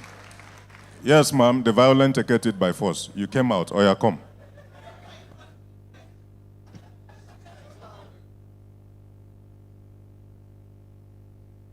Thank you, sir. Hello, good morning. My name is Amina Sani Junai, the founder of Minaj. My question is to the DG, NEPC. Thank you very much for the job you are doing. I'm one of the beneficiaries of HASIF, and I've applied for FDA. But my worry is that all the time you have trainings or exhibitions, you have a particular people that they keep picking. And I've been to the office, I've complained about trainings, because we really need capacity building, but you have a particular people that they keep picking. If it's exhibition, if it's training, it's the same faces that's still going. Same to Sweden. It's the same thing that goes to Sweden. And I don't know why. You have our numbers. Why can't you open Telegram group so that if there's any information, you just pass it there, because it can take like over 1,000 people. Thank you very much. Thank you very much. The first question was to the Registrar of Trade. How do you stop the proliferation of touting at your office and ensure that those that seek to do business with your office actually get to your office and pay the official fee? Trademarks, please. Thank you very much. This is a very good question, and this is an issue that we as a registry we are confronting, and we are trying to see that we address. It's not the problem of trademark registry. I must be very frank with you. Go to CAC. Every person you see outside the gate of the CAC is an agent. However, the solution is not complaining, is the digitization or automation. That is the answer. I can assure you that we are 60% on our automation process. And with the support of WIPO, we have upgraded our IPAS 3.0 to 4.0. We are also working with the Honorable Minister to ensure a 100% online platform working efficiently. You all know the difficulties we had with the last platform. It was not efficient, and there was a lot of problems with that, which led to the termination of that particular service provider. However, these new initiatives that we are having, both with the support of WIPO, which gave about 200 million support fund for upgrading of the iPads to cloud, will stop what do you call it, agents that interact with you, because from the comfort of your office, you can file either through the iPass platform, or when the online platform is on board, you can also go through that. But I can also assure you, if you observe, we have increased the turnaround of publication of journals in order to clear backlogs. We have speeded up the process of registration from search to examination to publication and issuance of certificate. All these are done in order to ensure that we clear the backlog and put in place a speedy arrangement for speedy processing of applications. But the 100% solution of this problem is automation. And once we are 100% complete, I assure you, you don't even need to go through any tout, because from the comfort of your home or office, you can apply and process your application, and you can get your certificate online. Thank you very much. Thank you very much, sir. Mrs. Nonye Ayeni, the question is NEPC, all your events, why do you keep picking the same people all the time? How do you spread the net so that more people can participate in your activities? DG Smith, and you will also answer this question. DG NEPC. Okay, thank you very much for your question. Let me say that when I was making my presentation, I said, let's get connected. That's number one. Let's get connected. A lot is happening, and people are not partaking, they are not taking advantage of that. Sometimes, let me take, for instance, we advertise. Right now, we've advertised that we're certifying people. We even put it on pages of newspaper. Only few people come. So get connected, and in realization of your comment, earlier in the year, we started what we call the NEPC Connect, because we realized that there's a gap between the SMEs and NEPC. And we said, let's start up this NEP Scholar. It's a webinar series. We set up our own social media if you have any complaints, and we moved the team there. And we've done 3 webinars. Some of you here would have attended it. So we use it to train people. We also use it to express to you all the things that we are doing so you partake of it. When I was making presentation, I also said we are certifying 400 exporters this year. Please take advantage of that. Then again, I also talked about what the Director General WTO, Dr. Ngozi Okonjo-Iweala, launched. Women exporters in digital economy. We've already applied. I believe by God's grace we will be selected as one of the 3 countries. I've announced it. They are going to support women in digital trade. It's open to all. So get connected. If you get connected, we can't take everybody, I must say, because resources are not unlimited. But yes, ma'am. If you can, don't worry. I will get the link for you guys. I will post it on social media. Okay, no problems. We will follow us. Another thing, we've started building up our social media space. Please follow up. My numbers are there. My executive, my directors, and all. Just connect to us. You have NEPC Connect. We'll share it. Please walk into our office. We've created, ask for NEPC Connect. We have a team there. You connect them online, through email, through physical visit, and we'll look at it. But most importantly, let's make sure that we meet up to standard. So it's not about taking people to market. Let's export what meets up with global standard. Thank you very much. Thank you very much, ma'am. DG Smedan, how do you ensure that more MSMEs get access to and participate in Smedan activities? Thank you so much. Thank you so much. Firstly, I would like to say that the administration of President Bola Ahmed Tinubu is the one where the son of a nobody can become somebody without knowing anybody. And which is why what we've done is we've revamped our website, and then you can take advantage of all the things that we're doing through our website. So whereas we don't need to know anybody, you don't need to talk to anyone, I'm very much aware that this has happened in time past, but I can assure our small businesses here that that was the Smedan of the past. Going forward, everybody has to apply online, and then we'll choose the people that can take advantage of the program. Right now, one of the things that we're doing, when we announced this program, we have over 40 million small businesses in the country. In 24 hours, we had over 10,000 applications. This hall cannot take, we stretched it. This hall is like 1,000 people here. What we've done is we're leveraging technology. So right now we're streaming on TVC, we're streaming on YouTube, so that our small businesses in 36 states and the FCT can take advantage of this. So we want to continue to leverage technology. We've gone from one-to-one, and we're continuing to do one-to-many. So again, my advice is, please, if we cannot reach you individually, what we can do is we can reach you as a cooperative. So please join a cooperative, join a group, just like we have our One Local Government, One Product program, where we go through the 774 local government, reaching out to our small businesses in clusters. So again, we're leveraging technology, and we'll be reaching out to you in clusters and groups. Thank you.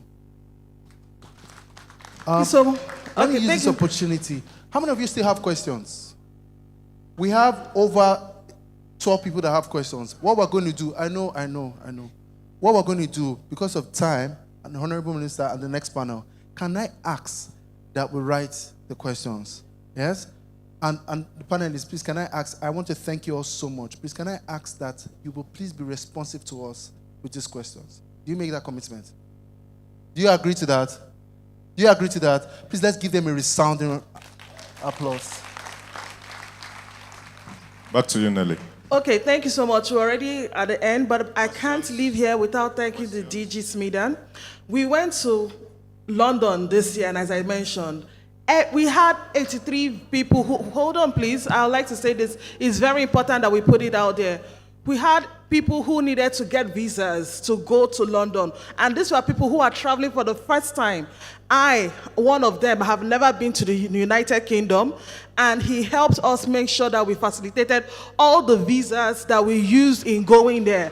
So sometimes when people say that the government is not working, I know it's not true, because I see it every single time. What we just need to do is to connect more, like she mentioned, and we'll continue to look for better ways to connect. As I said, I'm going to be very putting myself in the line to make sure that these businesses get to hear what the government is doing in my own little way, right? So let us continue to encourage ourselves and also put our ears to the ground and find out what it's for us, so that we will stop thinking that, oh, it's for some certain people and not for others. It is for everyone. All you need to do is to find out and apply at the right time. Thank you so much, my panelists, and I'm really excited to have hosted you guys.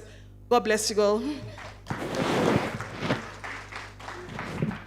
Please let us give them a resounding applause. Thank you so very much, Comptroller General of the Nigerian Custom Service, Mr. Bashir Adewale Adeni, Executive Director, Nigeria Export Group Photograph, please. Line up for group photograph. Executive Director, Nigerian Export Promotion Council, Mrs. Noye Ayeni, Managing Director, Nexim Bank, Mr.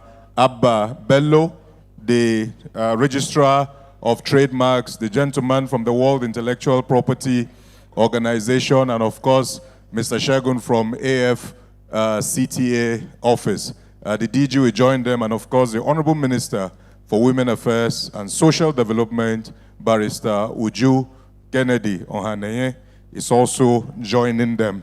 Thank you so very much. Please, let's put our hands together for them. And of course, our audience too, we thank you very much for being very attentive and very engaging. I believe that the panel sessions are the high point of this conference so far. They've been quite engaging. So, while we're on this, before we go for our tea, we'll take immediately another panel. The Honorable Minister is already on stage, so we will have her remain back on stage so that we can, we do not have her go down and come back up. So, as the first panelist leave the stage, may we please make welcome Crystal Ikani Musa, who is going to be moderating the next panel. Let's put our hands together for Crystal as she comes to the stage. Can I get some excitement, please? Are we enjoying ourselves so far? Are we getting value so far? Awesome, awesome. So, Honorable Minister Uju, you're already on stage. We don't want to be pulling you back and forth. Please come back on stage. The Honorable Minister. Please, Crystal Ikani Musa, thank you very much. You are going to be moderating the first seat. You are moderating our panel on, careful, CG is very agile. Our panel on breaking barriers, redefining the role of women and youth in Nigeria's economic growth. Already, our panelists, of course, are the Honorable, let's settle down, please. Let's settle down. Let's settle down. Let's settle down. Of course, while this was going on, the chairman of the House Committee on Small and Medium Enterprises walked in, Honorable Uche Ani Okonkwo. Honorable Uche Ani Okonkwo, we celebrate you and we appreciate you for joining us here today.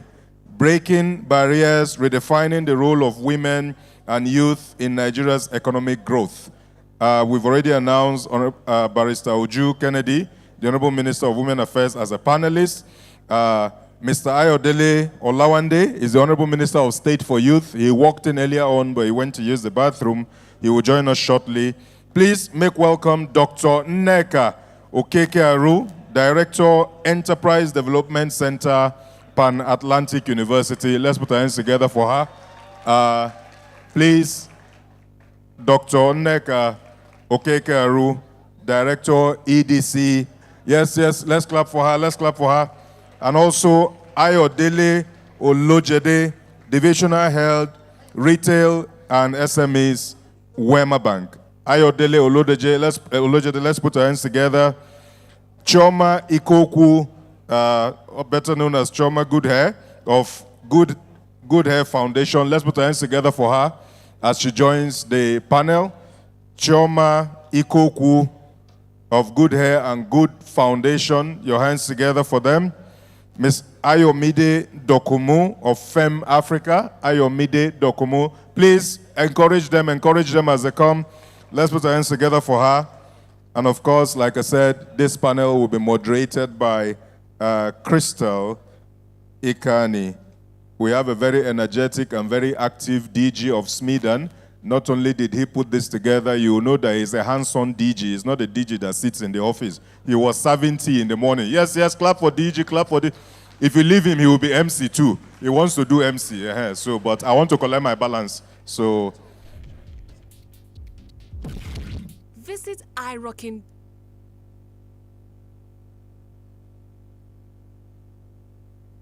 So Hawa Liman, technical advisor to the Vice President on Women, Youth Engagement and Impact. You'll be on standby. You will help us with the crowd question and answer series from the crowd.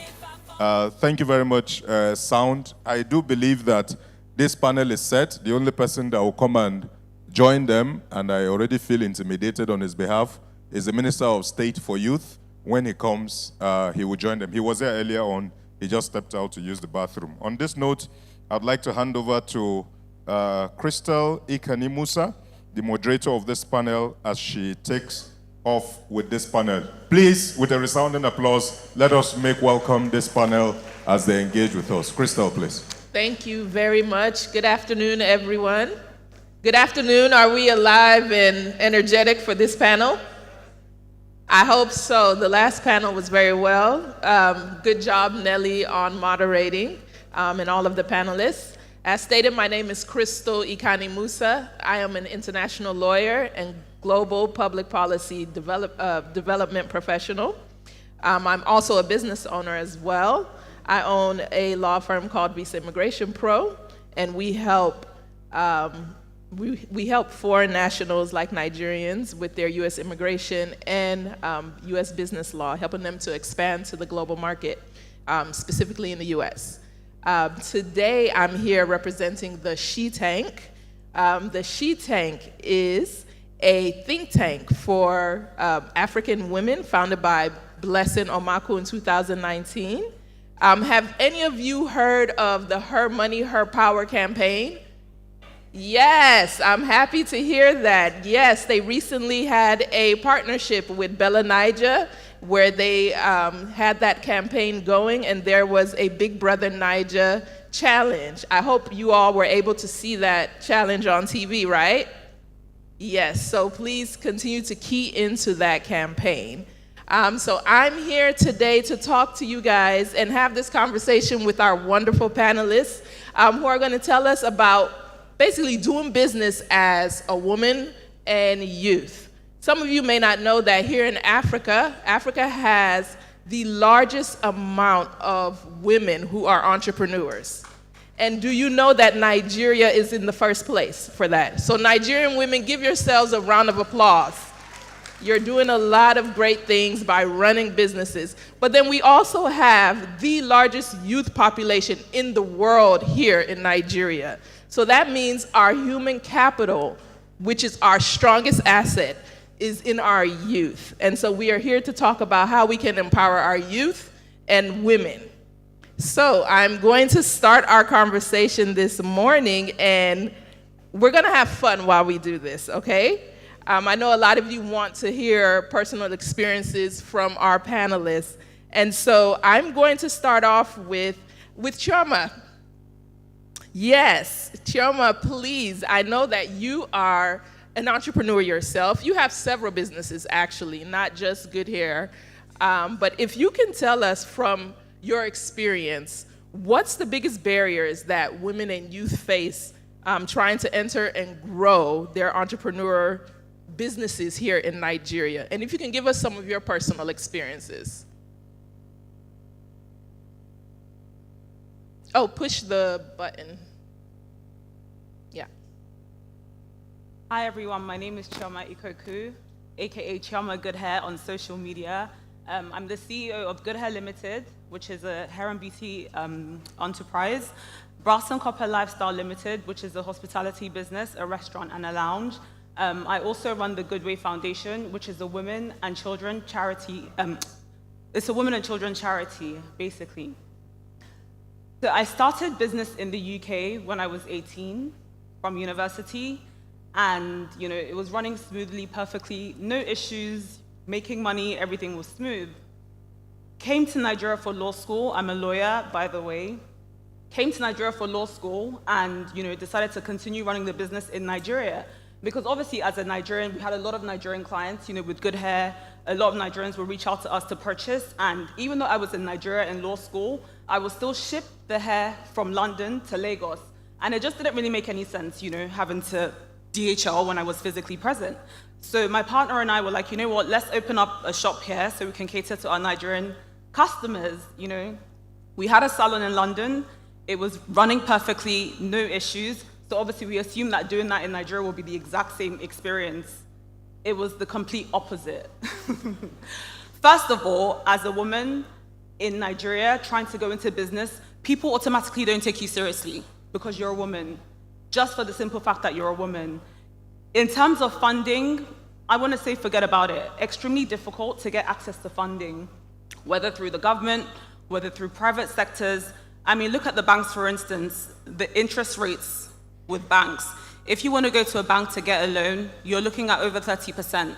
As a business owner, where do you even start from if you have to pay back 30%? Most businesses don't even make profit in the first year. Some don't even make profit in the second year, and you already have a heap of 30% interest rate. So when it came to funding, that was completely out of the question. Just generally, even hiring staff in Nigeria, obviously, in my industries, we don't just hire females, we hire women and men. The women, no problem, but when it comes to the men, they don't even take you seriously as a woman. When they have a woman CEO, it's like, this madam, what does she know?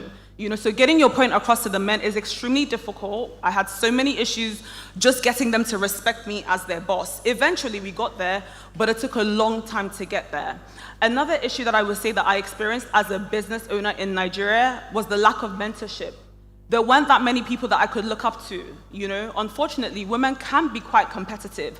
And I think that's something that we really need to, we need to destruct that situation of competitiveness. We can't continue to compete with each other. We're literally our biggest support system, Just trying to find other people that I could look up to, people who had been in the industry before me, both hospitality and the hair and beauty industry. Even my foundation, till tomorrow, there are people that I sort of like go up to, wanting to partner with and collaborate with, and they're not really interested. It just sort of feels like everyone's trying to get there.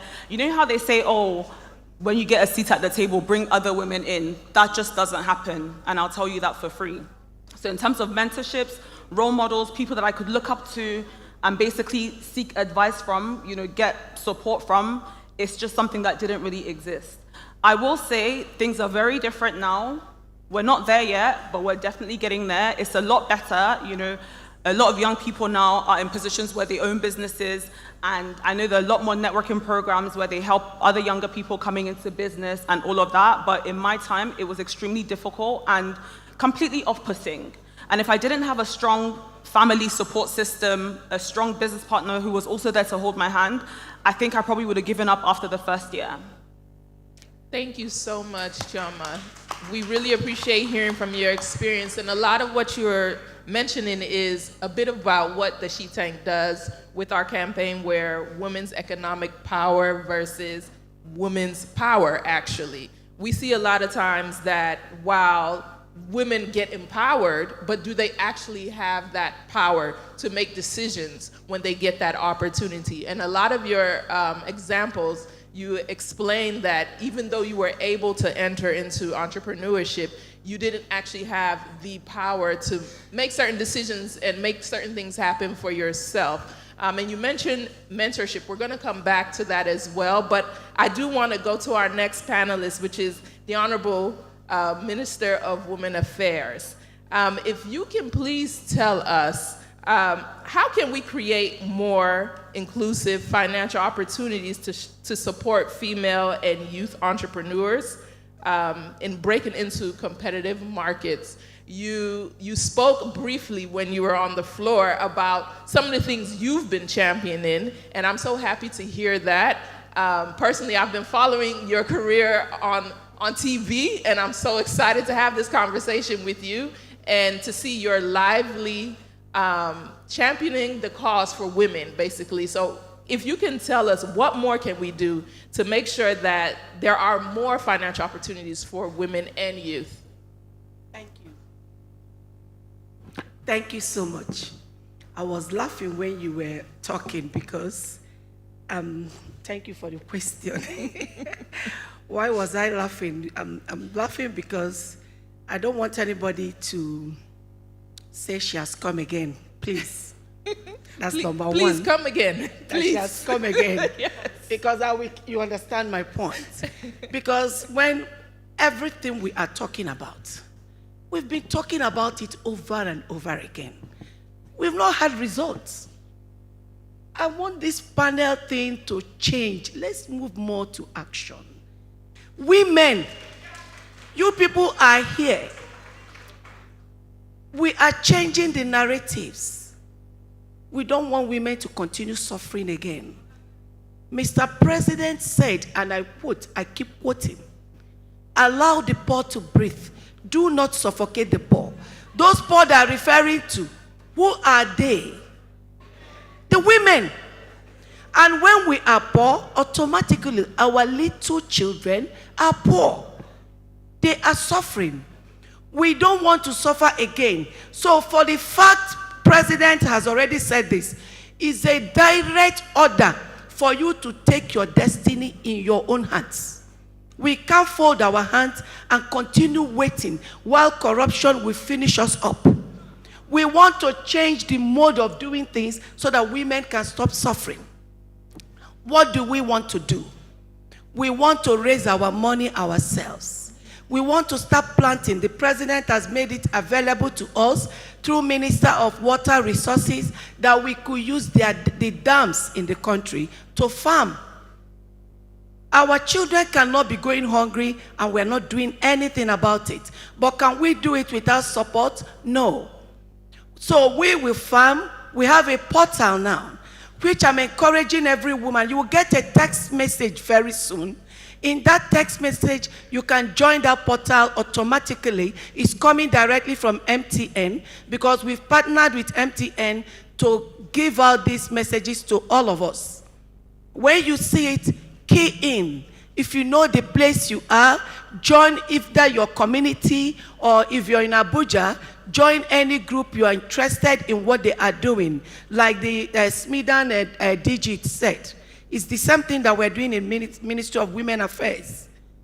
We want to raise our own money and be able to support all of you through those cooperatives so that we can farm. We already have people to give you seedlings. We already have the army who has partnered with us to give us security in those dams where we will farm. And after we farmed, the portal will give you visibility to market your goods. Some of us have fruits. We have so many things. Benue, they have yam, but sometimes movement of all these things to distribute it to get to places that need those things becomes a problem. So we are already looking into this, partnering with the governors to get it done. On the 15th of this month, there will be a similar thing here, but partly is to raise money for women, of which I want all women to be at alert. Watch television. Find out what has been raised. Every way that money will be spent, you will know online. I know they keep my mouth shut. Yes, we should stop packaging. If we stop packaging and become realistic, we will attain to the goal we want. Don't tell Nigerians what they want. Go behind and do another. Anything I tell you, I will do it. If I don't want to do it, I will tell you openly, I won't do it. And if you call police, you write petition, I'll be able to defend myself. So I will only say things I can defend. So, my dear sister, the question you asked, women will be included, but can they be included without money? Can they be included without empowerment?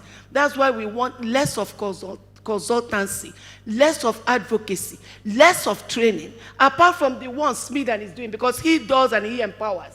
We want only trainers that will train and empower. Millions of Nigerians are out there. They are trained. They've forgotten what they were trained for because they were not empowered. They are suffering. So anybody coming to train us, if you're getting money from a donor, please get money together with empowerment. If you don't, we are not keeping quiet again. Women, we've decided to take our future in our hands. If you want to train us without empowerment and you've collected money, we'll come after you. Yeah. I'm telling you, we have to shine our eyes now and bring red eyes. Oh, if we want to survive in this country. Women, are we here? Yes. Raise your voice if you're here. Yes. So, we now have a mobile court for women affairs. We have a mobile court for women affairs. After the 15th, we are going to get our bosses. Sorry, we will get Tokumbo. Issue of getting new one, we don't have money. And if we start waiting for new ones, we will never take off. Bottlenecks will be everywhere. I'm trying to avoid the bottlenecks, slide around it and escape so that we'll be able to achieve. Are you understanding me? Yes. So we'll start with Tokumbo. And what do we start with? Our poor women. Every donation that is coming. Even when they say they're providing money for the farmers, they still give it to the rich. The poor continue suffering. Yes. If they're giving money, if they're calling for meetings, for early marriages, out of school children, check the hall. The people you see there are the rich. The rich do not give out their children early. They don't allow their children not to go to school. So we must have to start getting to the grassroots. So the mobile court will help us with the partnership with the Royal Highnesses to get to the grassroots. So we're starting with hawkers. We're starting with beggars. When we catch them, I've already provided a place where we keep them. And I will provide people to feed them. Honorable Minister. And their mothers will come out. They are the ones we are looking for. They are the ones that really need help. Your Excellency. I will prosecute them first, though. No, because if no Please consequences, more crimes. I must prosecute them. But I'm assuring you that will give me a room to get to know them, register them in the portal, let them belong. Then I empower them. Yes, I will empower them. But if they do it a second time, I will assure you they will go to prison for 6 months. Your Honorable Minister. That's what I'm promising you. I'm so sorry. To interrupt you. They won't allow me to talk more. It's I know not they me. won't allow me. It's not but me, I know you've gotten a little bit of where I'm going to. Let us work together. 15th of October. If any negeme. Thank you, everyone. Thank you so much. Honestly, we appreciate hearing you speak, and you're a minister of action, we know. But they're telling me that I have to, cut your speech down a bit. But you brought up so many points that really resonate with what it means to do business as a woman, as a youth, small businesses, especially here in Nigeria. And mentorship is something that we feel we actually need. You're talking about bringing groups together, and within those groups, we also need to identify mentorship. Chioma also mentioned mentorship was something she needed. So I would like to turn to Smeeden here and ask you the question, Smeeden is here, right? No? It says Mrs. Bimpe no, I need to ask the panel then, sorry. I was told Smeeden will be on the panel. Okay, I'll ask the next question right here on my side. Going on with mentorship though, what role do you feel mentorship and capacity building initiatives play in helping women and youth entrepreneurs succeed? All right, thank you very much. Good afternoon, everyone, and my Honorable Minister of Women Affairs, a pleasure to be on the panel with you. So let me start even with the work that we've started doing with the Ministry of Women Affairs, our Action Minister. So Women Bank, I'm very proud to say, has been at the forefront of facilitating quite a number of initiatives to be able to support and empower women.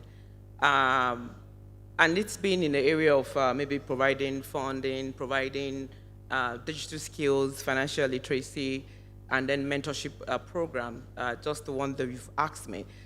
Specifically when it comes to the mentorship space, I think what it is that we've started evolving into and what we have found, and this is directly working with Enterprise Development Center, is more of a hand-holding through the use of business development support personnel. What it is that we have found is that the generic mentorship approach, yes, goes, it just helps a little bit, but the women, specifically the business owners, want to be handheld. They want for someone to be there, all through the journey to the point where they then develop their ability to, to scale. And then mentorship is just one of the elements of the overall empowerment. From some of the programs that we have an ongoing program right now with Enterprise Development Center where we are training them. Training is an element for de-risking. Training is what helps you to be able to build confidence. Training helps you to be able to properly understand the management element and variables of running a successful business. Then after the training, and then we assign you with a BDSP, we then give you grant. The grant is meant to be catalytic in itself to help you take off. And then as we see the way you manage the grants that has been provided, we then blend it with loan. So it's an overall package, from the start to finish. And mentorship, the context of what I've described, is more of hand-holding. We'll be doing the same thing with the program that we're running with the Ministry of Women Affairs, which would be, in this instance, we'll start with vocational skills, and then the business management skills, as well as the BDSP program. Then it will be blended with grant, as well as loans at the end of the program. Like the minister said, it's not just about capacity building, it's about empowering with money. And we have the money, but we just want to be able to de-risk you. Minister, please clap. That was important to me. Thank you very much. Thank you. If we have time to talk again, I will provide more details. Crystal. Thank you very much for your input. Apologies, we were doing some logistics. I do want to go over to our Honorable Minister of Youth that we have. Thank you so much for your explanation and explaining how mentorship and the trainings do help youth and women. But moving on to our Honorable Minister of Youth, please tell us what strategies can be implemented to promote gender equality and youth empowerment in sectors that traditionally are dominated by men.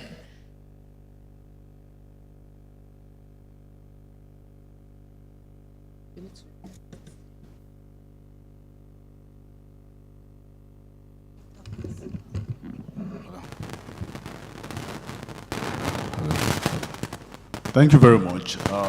Let me say I'm sorry for coming late. I have to mix some two things together to just be here, so I'm very sorry. I'm not a latecomer.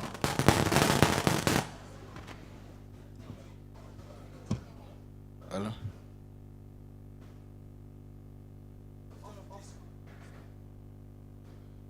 Okay. Gender equality. Sorry, my name is Ayodele Olawande, Minister of Youth for State, Ministry of Youth Development. Honorable ministers and co-panelists. Equality. It's, I think, a word we don't used to be using now again in this government because everything is equal, even in the youth aspect. And to promote the gender, I think this is also the first government that promotes the gender more than any other. Because in the youth space, when you look at the EDs and MDs and parastatals agencies, that we have leadership, they have leadership roles to play. The youth are being carried along properly to show to the people, to the youth of their age, what they can do and how they can come up with different initiatives.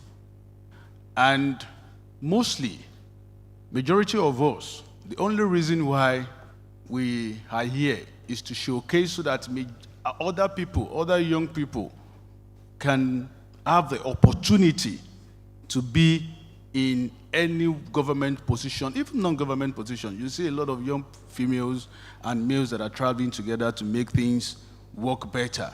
So I will say that what is needed from us as a young person is to prove ourselves that we can easily and with all sense of belonging do what they are looking upon us to do. What people are looking, what they are saying that the youth can do, can we really do it? Can we come up with different ideas? Do we have initiatives that are different from what has been given to us? Do we have ways that we can make things come together? I think that's the thing now, not the inclusion, because the inclusion can always come. But can we portray the inclusions that they are binding to us? I think that's a very important thing for us as a young people. Thank you so much, Honorable. And mentioning the youth, like you said, finding areas of their interest, showing them that they're able to break into these different sectors and areas. One area that we know that youth are thriving in is technology, digitization as well. And I would like to pose this question to our representative from Fem Africa here. As a small and medium-sized business and a woman, if you can please tell us, like, how can women and youth leverage technology and innovation to overcome existing barriers and achieve sustainable growth? From your example as a business owner, a small business owner as well. Yes, thank you for that question. I think the world is in such an interesting place today. The things that make money is changing very much from what we've known before. So for example, the creative industry, which I'm in, is one of Nigeria's, I won't say biggest money makers. We know the likes of Ashake, Thames, Ira Star, all of these people. And the good news with that is they all started from Nigeria. With the internet, you can literally, with your smartphone, you can make a video, and before you know it, you have a global audience. So I tell everyone that when you're thinking about what you can do, when you're thinking about what you can sell, what you can market, just think globally. So, for example, everyone knows TikTok here, right? Okay. Latest social media app, whatever, scrolling on TikTok, and I saw someone saying, yeah, I just sold out selling like African sponge. What's that? The sponges that we buy, the braided sponges we buy on the road for like 1,000, and someone is selling in America for $15. Imagine if you're doing that now. I think $15 is what, 25K, and you're selling this one sponge that you're buying for 1K to whoever across the world. You can make so much money from doing that. Another thing, just creating your content, global brands reaching out to you. So Fem, for example, we host an annual festival, and I want to say a good half of our sponsors are not Nigerian sponsors. So there's Spotify, there's Apple Music, there's people who've seen the power of the numbers that we have and are willing to invest in Nigeria, invest in the talent, invest in the creativity. And I think that's reinforcing that even though you're living here, even though you might never have traveled before, but like your ideas can travel, your creativity can travel, your talents can travel, and you can make money from it literally right from being here. So for me, I think it's important for it to also just be a mindset thing that, like, while it's great to develop an audience here, you can develop an audience anywhere in the world, literally from technology.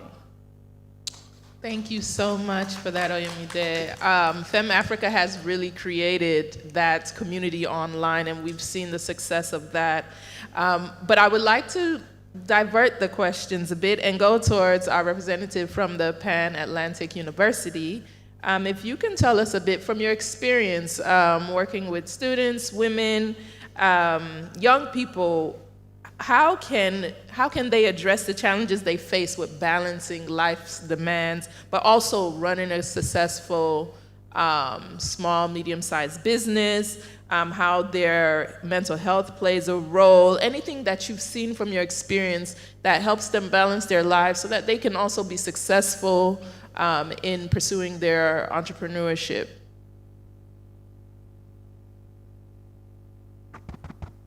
Okay, thank you very much. I'd like to thank Smidan for putting this great event together. And why do I say that? So the reason for this event is one of the critical success factors for any entrepreneur. And what is that? That's information, okay? So before a woman that is running a business can run that business successfully, there are quite a number of things that need to be, she needs to have her ducks in a row. Yeah. And forgive me, I am a lecturer with Enterprise Women's Center. So I'm here actually representing the Enterprise Women's Center. My name is Dr. Neko Kekar. I'm the director of the center of Pan Atlantic University. And my center is 21 years. And in the last 21 years, we've had the privilege of working with more than 3 million entrepreneurs across the region, not just in Nigeria. Wow. Please clap, please clap. And I think some of my alums are here. Where are they? Okay, so you can see some of our alums. And for any business owner, it's a lonely journey, okay? Whether you're a man, whether you're a woman. But for women, we wear multiple hats. And for any woman who wants to be successful, and success is whatever you define it to be, but for the most part, as Nigerians, most of us want to have families. So for you to be successful at work, you must be successful at home. But for you to be successful as a human being, you must be fulfilled. So I want to approach it from the business first, and then I'm going to talk about the question, which is work-family balance. And I want to say there's no such thing, but we'll come back to that. A lot of people attack me. You can be effective in both, but you can't have balance. It's almost impossible. For your business to thrive, part of the things that we need to consider, so I'm calling it crimsons. So for me, I learn with acronyms, and I find out that when I have acronyms, it helps me. So for any entrepreneur that either is a youth or a woman, crimson, as in CRIMSON, so the C is for your capacity. And that's why I talked about the information that Smidan has provided this platform. You cannot go very far if you don't deepen your capacity. Most of the questions that came from the previous panel around attacking NEPC, Dr. Ayeni and Smidan, and saying that it's the same people coming. The reason is very simple. These are the people that have deepened their capacity individually. They've taken that knowledge and they've put that capacity in their institution. Okay? So we must deepen our capacity whether we like it or not. The R is for the relationships that we have. As an entrepreneur, you cannot do it alone, whether you like it or not. You need everybody. And you find out that everything sort of loops in, because the relationships you deliberately, intentionally build as an entrepreneur is what is going to take you to the stock exchange, whether you like it or not. So if you're not building relationships, please start. If you've just come here to see what you can sell, you have to rise as an entrepreneur, especially for women, beyond transaction. It has to be transformational. And then the I is the reason why we're here, which is the information that Smidan is providing us. We had a great panel earlier on. That panel didn't want to start, and I want to crave the indulgence of my brother, the DG, that we should go beyond this and have a deep dive workshop on the last panel that we had. So we have like half a day, and then we have like a clinic around those issues. So the M would now be for the mindset. If you believe that you cannot do anything as an entrepreneur, you will not. So you have to deliberately work on your mindset, and that takes you to the market. What market are you serving? If you're not serving a targeted market and you're just selling to anybody, you cannot be sustainable. Okay? And then the S are for the structures and systems that you put in your businesses, which I guess ties back to the reason why NEPC will keep taking the same people. If you go back and check, these same people are compliant from a regulatory perspective. They're paying their taxes. When it comes to all the documentation and standardization, they have all those things. So you have no choice. You just have to. And once you have that, you're able to get into other markets. So that's the S.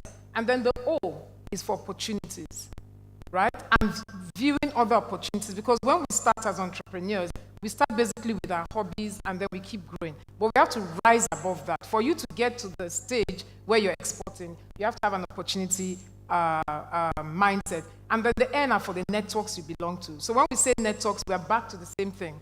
We're talking about cooperatives, we're talking about societies and associations. For as long as we're not belonging to any of those things, we're going to have an issue. And then the last S is success stories. We're not telling our stories enough. We need to change that narrative. So by time, as a female entrepreneur, whether you're young or you're old, you've done all those things under the crimson, and that is working. You have to go back and ensure that your family doesn't suffer. As a woman, so my research in my doctorate was focusing on gender entrepreneurship. As a woman, we wear multiple hats, and we are like jugglers that juggle balls. So at every point in time, there's a glass ball that must not fall. For every female entrepreneur here, and those listening online, you have to decide what that glass ball is. What is that glass ball? For some people, it could be the children. For some, it could be the husband. But there's a glass ball at every point in time in your life. They mean to identify that glass ball. If it drops, you know everything is finished. But if it doesn't, you know, then you've done something. So the way you look for support for your business, you must have that support for your family. It could be things around carpooling. You don't always have to pick the kids. You and your friends can come together, decide, you know what, we're going to be you pick on this day, I pick on that day. It could be around even, you know, shopping and things. You cannot do it alone. And once we have that in our mind, that we can't do it alone, and that at every point in time, the bar will keep getting raised, then we're less hard on ourselves. It's okay to fail. You fail, you pick yourself up, and you find out why did I fail, and you get up again, and then you run with it. But I think that balance, in the actual sense of the word 50-50, does not exist. What we can strive for as female entrepreneurs, as young entrepreneurs, is effectiveness. When you're in the office, you're extremely effective, no balls are being dropped. When you're at home, you're extremely effective, no ball drops. But what I'm posing is, what is your glass ball? What is that thing that if it suffers, then it's not worth it at all? Thank you. Thank you so much. So we just received a free lecture and learned about Crimson, and she gave us homework, which is to think about what is your glass ball. And that had me thinking too, what is my glass ball? Right now, it seems like the glass ball might be time. I want to ask Smeeden if they're going to give us time to ask questions from the audience. Please say yes. Good. The audience has said yes. Okay. Is it possible? Okay, thank you. Can we have, is it 2 questions because of time? I know that we're encroaching on lunch. Some people are probably hungry. Is someone going to help us with asking questions? Or I can choose and then they can yell very loudly if possible.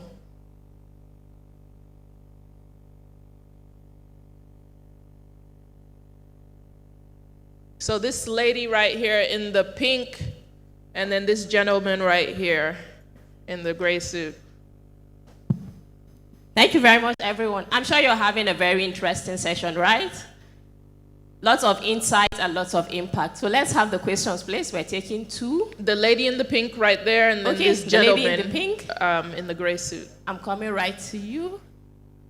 Okay, and Ramatu, one of the leading entrepreneurs in Kaduna. Let's have your question, please. Thank you so much. Thank you, the Honorable Minister. This question goes directly to you. My name is Ramatu Ibrahim, and I'm a professional dry cleaner, and I'm also the Vice President of the African Women Entrepreneurship Program, Northwest Zone. My question is, you talked about we, the women in the ecosystem, are expecting messages from MTN. There's a plan coming up. I'm concerned about the grassroots women. I'm very, very concerned about the grassroots women. How do we bring them in? Thank you so much. Okay, thank you, Auntie Ramatu. Should we take the second question? Yes, please, this gentleman. Oh, sorry, the Honorable Minister would like to answer one at a time. Okay, ma. Yeah. Thank you, my dear sister. I started with, I'm just after grassroots people. I'm not so much interested in those that are already wealthy. So as I speak to you, this link has been going on before now. Before I even started, I partnered with the Royal Fathers so that I could get to the grassroots. I equally partnered with the women meeting leaders in the villages. I've gotten close to 700 and something thousand from the villages. So when you register, there's a place you write your community, where you stay, what you do, and the meeting you belong to. So for us to get to the grassroots, we went through the meetings, the village meetings. So I want to assure you that we are more particular about those grassroots people. Thank you so much for your concern. Thank you very much, Ma. Okay. Thank you very much, distinguished panelists. My question is for the Minister of Women Affairs, SMIDAN, and perhaps World Bank. So it's concerning affirmative action for SMEs and women in public procurement. Statistics has shown that only about 1% of public and corporate procurement implementation goes to women. And it is actually also proven that public procurement is a form of economic empowerment. So what is the ministry and perhaps SMIDAN and maybe World Bank what are they doing to support states like Kaduna, Lagos, and Ekiti that have signed the gender-responsive procurement policy in building capacity of women? The next procurement cycle starts in January next year. And of course, there's going to be like 35%. So what is the ministry, SMIDAN, and perhaps development partners doing to support these states to implement this gender-responsive procurement policy in states that have signed? Thank you. Okay, thank you very much. We're taking just 2 questions, right? Yes. Would you like to start World Bank's meeting?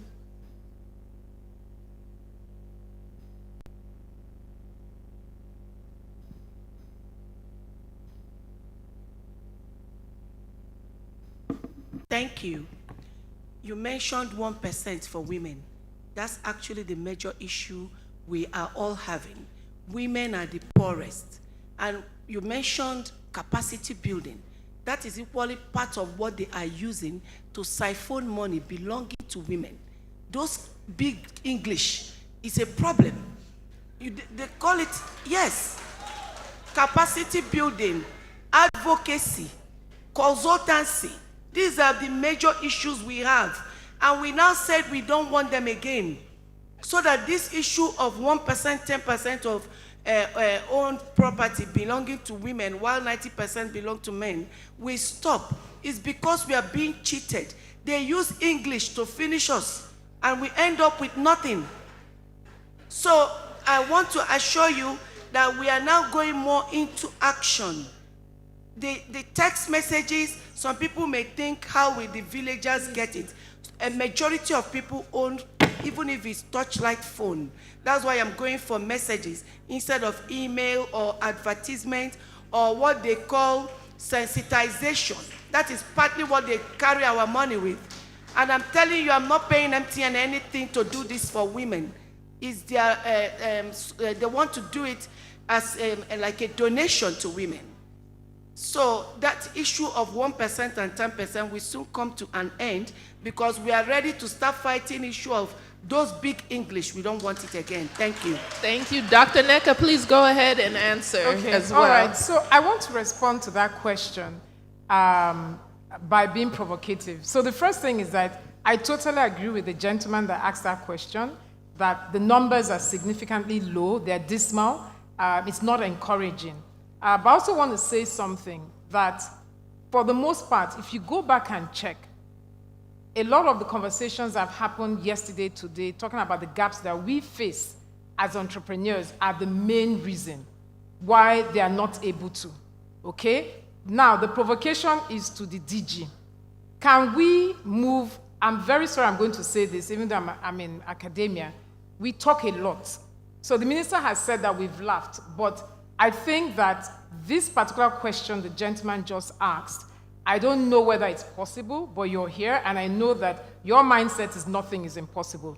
Can we move to actually making that a reality and taking that as an objective for the ecosystem as Smidan? So can we find out exactly what is that 1% that we currently have across, and I know he mentioned 3 states, Ekiti, Kaduna, and Lagos, but those ones have signed. And I know those state governors are very, very forward-looking.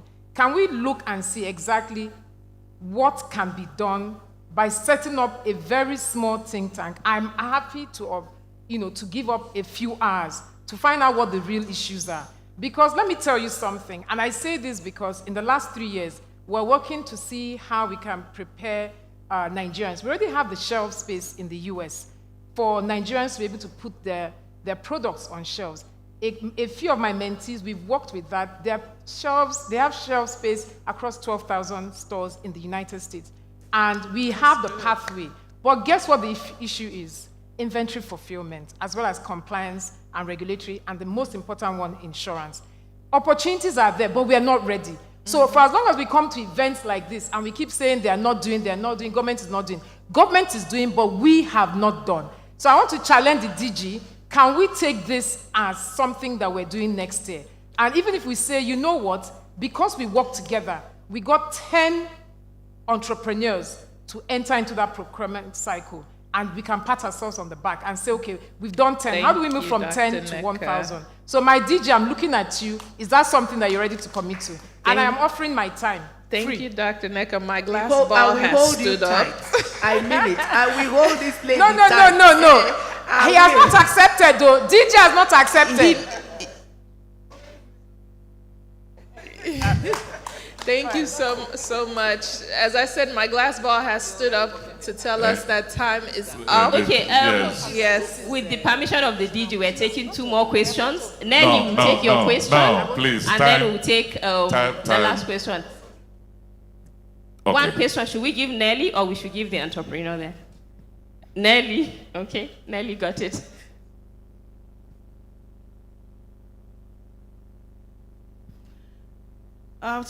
My question is to the minister. Good afternoon, ma. So I know you are particular about the grassroots, but some of us who started from the grassroots have started scaling. And we are trying to see how we can push our businesses and grow to the next level.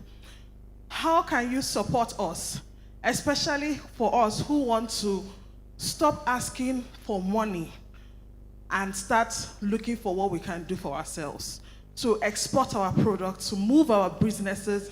I host fairs all over Nigeria. I have done 9 fairs this year already, and we still have Enugu, Ibadan, and Abuja. And thanks to Wema Bank, Madam Ayo there, she's the one who has really been pushing us. So how can you come on board to support us? I hear you. I love what you're doing. I love how you're very proactive, and you remind me of me. I love that you kind of push us, and I would like you to please help us. Some of them want to come and go from one state to another, but they don't have the funds. I wish I could help, but I cannot be Father Christmas. So how can you assist us to get our goods, even before we even go abroad, to even go to Kano and come back, go to another state just to sell? We just don't want aid, we want trade. Thank you so much, ma'am. Thank you. Thank you very much. Yes, please go ahead. Thank you. I won't say let's discuss. I think we'll discuss now. Sorry. My dear sister, that's why we opened the portal. We don't want you to be moving like that again. And for the portal to work, it's for sales too. And every woman there will have your own pulse from MTN. And when you sell, your money comes to you. We can guarantee that. And again, we partnered with Nigerian Traders Association, because why did we do that? We want to start farming. And when you farm or you make your product, we'll be pushing a lot of goods into the market so that we'll be able to bring down the price. So we partner with Nigerian Traders Association, so at whatever price we sell, nobody can sell more than that in any market. The union will not allow it. That's why we partnered. Because what is killing us is you bring out goods free, like the government has brought out rice for 40,000. And individually, billionaire we forget that the poor are suffering. They will pack it all, then go back to the market and leave it at that same old price. So for us to curtail that, that's how we brought in these people. So with time, you don't need to move around. You need to put your product into the portal, become part of it, so that you sell from there and we take care of the movement for you. Is that okay? Thank you, everyone. Thank you very much. Chioma just has one thing to say. Yes, go ahead, quickly. He's I coming. just want to add to basically support what the minister is saying. I feel like tech and digitization is very important in this economy now. We can't depend on the government for everything. There's over 100 million Nigerian women, you know. We have the highest rate of entrepreneurs in Africa, probably the world, if we're being honest, because we're very driven, we're very strong. Nigerian women, we want to make our own money. And if all of us depend on the government, we're not really going to get very far. There's only so many people they can reach. I think what's very important is technology. So if anything, in my opinion, I believe that they need to partner with other tech organizations to ensure that every single person in this country, especially the grassroots, have a smartphone. Every single person needs to have a smartphone, because when you have a smartphone, the world is your oyster. You're not just looking for people in Nigeria to support you. Now you have the entire world as your audience and your potential clients. Whatever businesses you have, whatever it is that you're selling, you can put it directly to the world. Also, there are e-commerce platforms that you can use. You have Jumia, you have Konga, you have Amazon. You can put all your products on those marketplaces, and every single person in the world can see your products and purchase your products. I just feel like the government is great and they will do what they can. Obviously, our honorable minister here is doing so much. I love that you're focusing on the grassroots, but I think that as Nigerian women, we also have to help ourselves and take matters into our own hands with technology. Thank you so much, Chioma. The honorable minister says she has one more thing to say. I cannot say no to that. You spoke about exports. You know, there was something we spoke about, which I can assure you Smidan had already written for me to take to FEC and discuss it. Because as passionate as I am, I don't know who is worse, me or Smidan. So the issue of this, I want people to start, because sometimes so many agents come in, even through NAFDAC, instead of going directly to NAFDAC, so many agents, they call them task force, they come in. We now have what we call integrity brigade and integrity ambassadors. So when you get those text messages, you will see where to report. Anybody that is collecting, listen, when you speak out, see something, say something. When you start doing that, people will start being careful how they treat you. Because if the people hear it, action will be taken.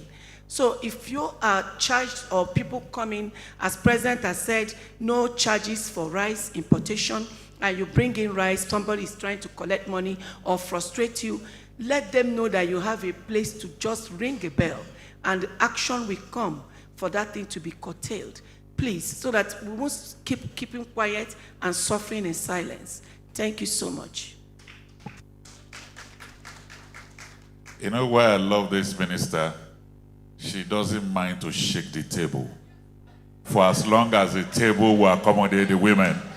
Let's put our hands together for her, ladies and gentlemen. But you know, for me, I feel for this, my brother here. For once, we are not looking for affirmative action for men. My brother, I console you. DG, please come up. Please join the Deputy Governor Bauchi State, please join us in the photograph, please. Honorable Chairman SME, please join us for the photograph, please. Thank you. Thank you all. Thank you, panelists. It was a joy having this conversation with you.